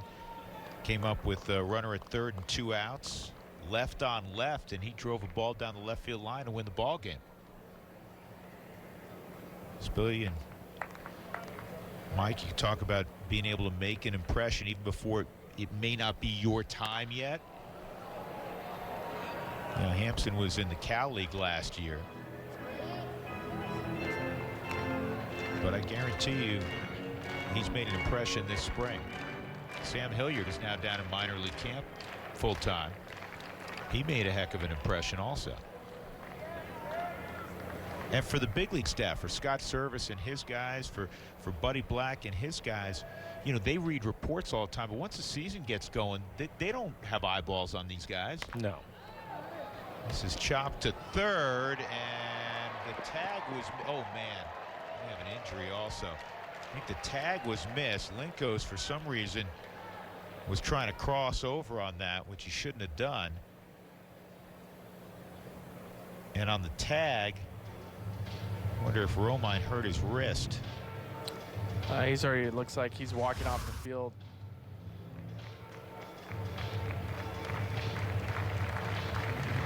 Elbow, I think. Yeah, you know what? He didn't make contact with Linkos. No, he didn't. It looked like it was an elbow. Yeah. Yeah, boy. Oh.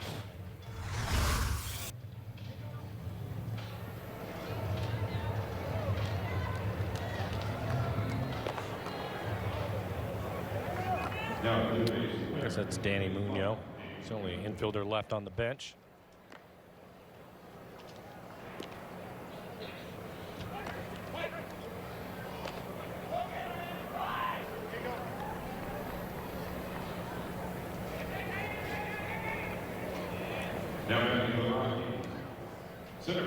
Well, I spoke too fast, fellas. Brooks Pounders in the Rockies bullpen. Tying run at third. Raimel Tapia is at the plate, and you have big time speed at first and Hampson.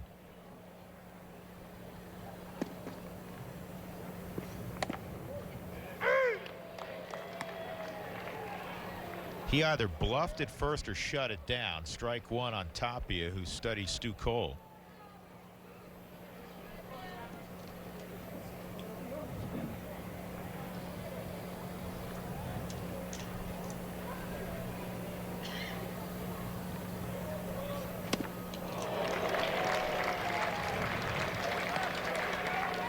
That's nasty.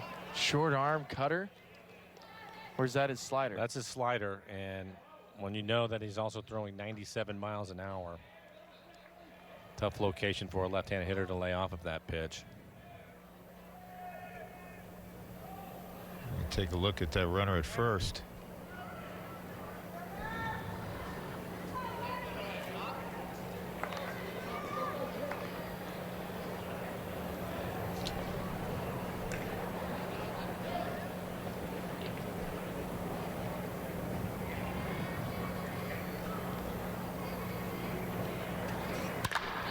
Tapia hammers one to deep center field.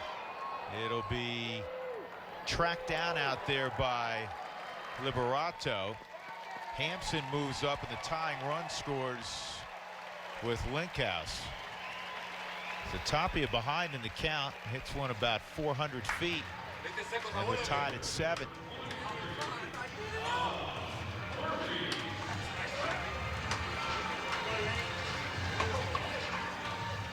I think for Dan, after a couple of sliders, he wanted to elevate the fastball. Unfortunately, ended about belt high.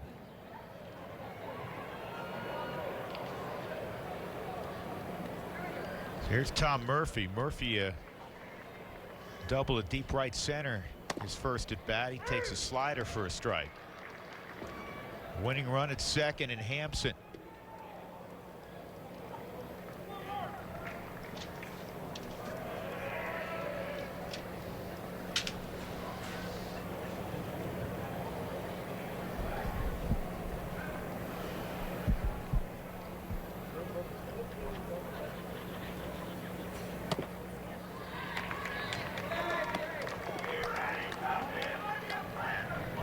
Nice comeback for the Rockies, Ryan Spilborghs. They were down 7-2 in the middle of the 8th.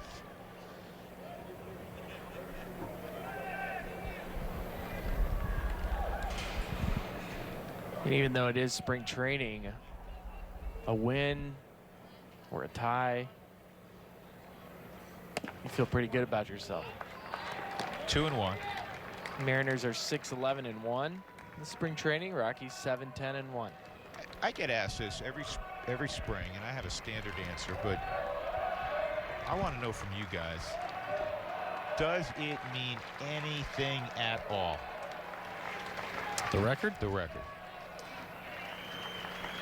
I would say, in my experience, in my time going through spring trainings, the answer to that is no, except for one time. And I think it was important, and it was in 1993 when Lou Piniella took over this club, and the team had never been to the postseason, had struggled along, and he was going to change the attitude from day one at camp. He wanted to win every single game down here, and we struggled, and we knew about it. That's the only time, but I think there was an impact because of that. That's interesting. Just trying to change the culture and the thinking overall. And in fact, we had a couple of pretty good players too that he ended up releasing. Didn't like the effort that was going on, and sent a message. Really? Yeah, that's the only year where I felt like today's game means something. We need to go out and play well and win, or we're going to hear about it. And it obviously worked. A couple of years later, we're in the postseason for the first time.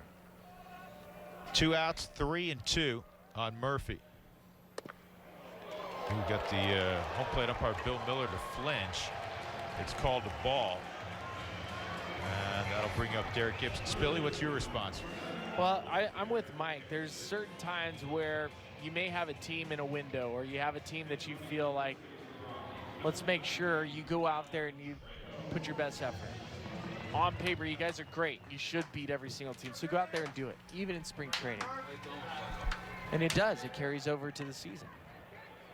I think maybe even you can look at it too, right? Maybe from this point forward, you start thinking about that more, because early on, the kids are playing the majority of the games, and your guys that you're going to break camp with are getting a couple of at-bats, and they're out of there. And, you know, you just don't know what to expect from the guys from the minor leagues. But now they're starting to stay out there a little bit longer, and maybe you look at it more at this point forward to ramp things up going into the season. Yeah, the reason I've always fallen back kind of, as you said, Mike, on it, it really doesn't have great meaning. That is to shallow left, and it's going to drop, and that'll be a game winner. Derek Gibson delivers Garrett Hampson, and the Rockies come from 5 runs down to defeat Seattle 8-7. A monumental win here in March, Spilly. What a day by Derek Gibson. Are you kidding me? Coming in, diving play, 2 hits, walk off. It's a day he'll remember. Take it to Don and Charlie's tonight. Exactly. Go get him Tiny's banana cream pie. Got it off the end of the bat, but it dropped in front of Chuck Taylor. Good effort by Taylor. Story for the Mariners today. going to be Rob Whalen, the way that he pitched 5 innings and 9 strikeouts. Really took a big step forward. Yeah, Rob Whalen was terrific. And Kyle Freeland after the first and second inning, where he wasn't bad in the first and second, but he was really good after that. I think for Freeland, it's been getting the good results with the new mechanic change that he's been implementing this spring training, and getting some swing and misses, some off-speed pitches past some of the hitters, and then establishing that fastball. Good day for Kyle. Yep, it was a fun day. We'll do it again the final day of spring training. We will. Mike, enjoy from right here. Enjoy the next couple of weeks till we visit again. Safe travels to the airport, guys. There you go. All Thanks, right. man.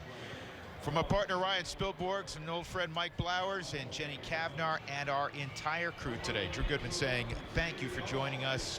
Good evening from Salt River Fields in Scottsdale. The Rockies over the Mariners this afternoon, 8-7.